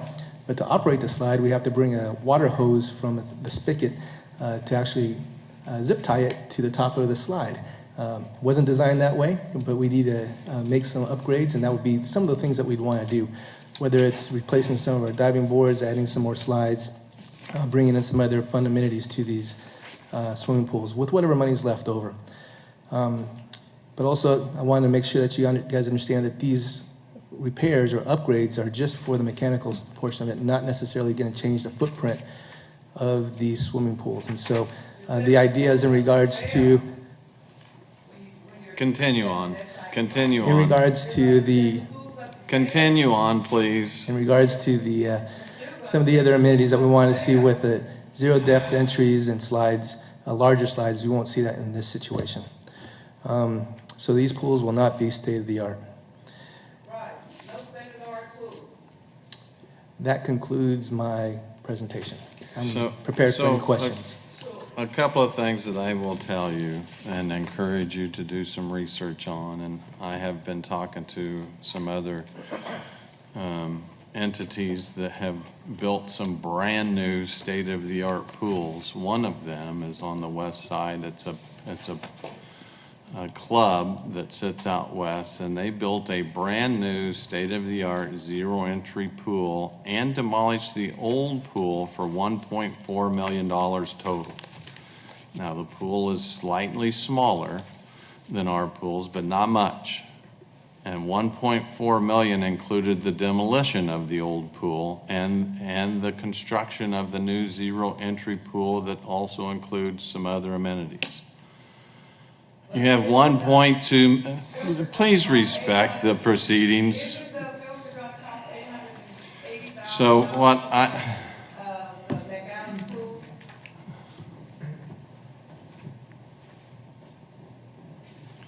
what I would encourage you to do, could you please respect? So I think, Mr. Manager, can we, Mayor, if it's all right, again, we're making an initial presentation on this. Yes, there's been significant community engagement to this point, but I think there's still a need for some discussion about these alternatives and about what they could look like. And Right. I'd be more than happy to have meetings with any group that's interested on how we move forward, recognizing that you haven't endorsed any one of these scenarios at this point. And I know, especially with McAdams, if Councilmember Johnson's willing to help sponsor that meeting, we can meet with whoever's, interested in sitting down and talking through all of this. so I would encourage us to do a couple of things. One, I'm going to say, let's do a little bit more in-depth research, because I think we have a tremendous amount of money to make changes. If they can build a nearly 4,000 square foot pool for $1.4 million that includes the demolition, we can do a heck of a lot for $1.2 million on a pool that's very good shape, highly functional. And I think we can do more than we're anticipating at this point to make the pools truly a little more special than at this point we're anticipating. So I would encourage us to hold a meeting with Councilmember Johnson and his area, and let's get out there with a little bit more information of potentially what this will look like. And then I think the council members should take this back to their district advisory boards again, because it's an entirely new approach to what we were discussing just a few months ago. I like the idea of option 3. I think it provides a broader scope to the aquatics plan. And I think that there's more opportunity to make some pretty neat improvements that probably aren't spelled out in here as well as they could be. Now, do you all have any other ideas for direction? Yes, Councilmember Claycomb. Just a couple of things. One is, I have a little bit of concern that on Manissa in scenario 1 and scenario 2, we just say costs to be determined, and I just don't want to lose that sight of that amenity and not have it included in what we think is going to be that total cost of, I know it's not an aquatics amenity anymore, or perhaps it won't be. In scenario 1 and scenario 2, it won't be. So I would like to at least have some dollar placeholder in there so that we don't lose it out of the CIP, okay? And then, and I'm sure, Troy, you've told us this before, but our current operating costs in all these scenarios, if we just kept everything as it is like $433,000. It's a loss of $433,000 a year, right around there, if I read our financials right. Right, operating net margin, current I'm sorry, system. how much did you say? 430. It's in that. It's 430 to 450 in that ballpark. Yeah, okay. And so these new all the scenarios have higher operating costs than that. And I'm wondering where we're going to find that money. Have we, I mean, because we went through a budget season where we were cutting things, and now we're, and I think we've looked at some good options, but as I'm sitting here thinking about this is concerning to me about operating expenditures, so. Right, and this plan right now, if I can interject, this plan is reflective of what we heard from the community Right. about what they wanted in aquatics. And council has had a lot of discussion already about quality of life amenities and how we fund those in the future. So Okay. the long-term answer is that we need to come up with a funding plan for not just swimming pools, but other quality of life programs and projects. Short-term is that, yes, we would have to make changes in our operating budget in order to be able to accommodate what's in front of you right now. Yeah, just to make sure that everybody recognizes that. And then my third just comment is if we find extra dollars like the mayor is suggesting, then I would like to go back and have us consider Evergreen Pool. And the reason I do that is because it was similar to some of the other pools that we are considering leaving open, but because of we had to choose one. So anyway, I just would like to consider that. So the reason why we chose these is what he started out saying, that they were in the best condition and Evergreen Pool's not. It would be a total brand-new build. Well, Is that my understanding? That's correct. So we chose these 6 based on the condition that the pools are in. If you look at Manissa Pool, it's in it's in the relatively best, great shape. yes. I will argue that Harvest, even McAdams, is in pretty decent shape according to staff that's went out and made those assessments. McAdams wasn't shut down because of the condition of the pool, and they were closing it because of the lack of use. And so now going back and totally looking at a far different approach to our aquatics plan that said, let's make sure that we're utilizing the assets the best of our ability and not really throwing away dollars.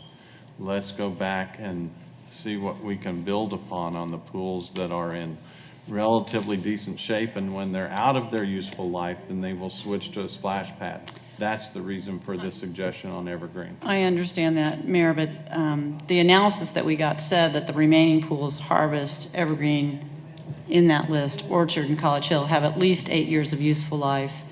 And while Orchard and Evergreen are in slightly better condition than College Hill has better visitor totals. So that tells me that Evergreen was in that list. It just happened to be the one that fell out. Well, I think it Because was of- physically in even worse shape. It was Okay, in well, pretty that bad was, shape. that wasn't what it said in the analysis, so I We guess I can- would. we can visit I guess with we would staff want to about visit that. that, yeah.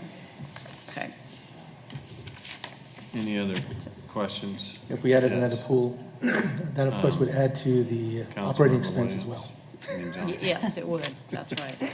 I don't know how that happened. Thanks, Mayor. So Troy, I had 3 questions.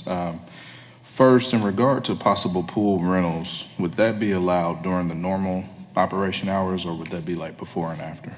We can do all kinds of things. We can definitely be flexible with that. We've done pool rentals while the pool is open. We can designate certain areas for folks to come in and use that space. We can do pool rentals before or afterwards, especially what's really popular is on the weekends. Since we're going to be closing at 6 o'clock on the weekends, Saturday and Sunday nights would be a great time to do rentals. Okay. My second question is on option 3. When would these renovations occur, and then when would the pools be able to open? So I was thinking that question as well, and I'd really need to spend some time with Mr. Manning in regards to all the capital dollars and where they fall into place. I think we can definitely speed up the process because we were talking about less capital dollars. But we would need to sit down and come up with a plan to make that happen. I don't have that quick answer for you right now. Okay. And I guess my last question, again, in regard to that option is, would there be any way, and I know it's not listed on the sheet, that we could add some additional dollars to some of those upgrades, to the mayor's point of the possibilities of what $1.4 million did somewhere else? If we find that that's not a possibility with option 3, could we add more to make sure we do have some cool slides or something that the kids really want to see? So we're definitely going to do our due diligence. And we did spend some time already looking at what that money is going to get us. And we spent some time looking at the location that the mayor talked about. It's a little bit different where they're actually working on the footprint of the pool. But what we're focusing on is the filtration system, the sanitation system, the controlling system, the water system, the automatic water system, and actually addressing all the ADA necessities for these locations. Now, if there's extra dollars left over and our estimates are way too conservative, hopefully we'll have some extra dollars.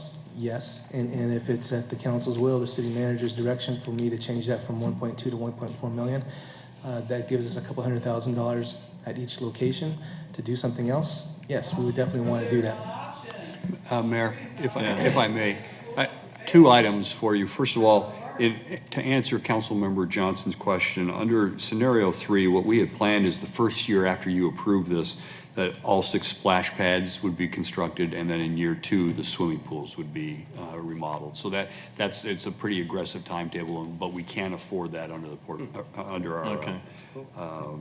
Analysis. The other thing is, we do have, as Troy said at the very beginning, we have a contractor, we have a contract with a firm right now for the original plan. If they're open to it, it's possible that what we can do is modify that contract and actually bring to you some possible concepts for the pools that would stay, those 6 pools, that would address a little bit of what Councilmember Johnson's talking about, what you mentioned also, Mayor, about some amenities. So it isn't just simply, take care of the gutters and the cracks and all of that, but what do we do, and how far can we go with the amenities, and obviously. I think that'd be very helpful to see. So we can work with Water's Edge in that regard. How much of the $24 All right, million thank you. in the aquatics budget is? Anything else? One question for you, Yes. Mayor. Did you mean take that to the November dabs, or would that be December? So whatever is convenient for the council members to decide, I would say that you guys decide. It may be too soon because of all of the additional information. It's probably going to be the December dabs at the earliest. Okay. All right? Any questions? Is there anything else to add, Mr. Manager? I can't hear That's it. anything. That concludes today's. Thank you. Thank you.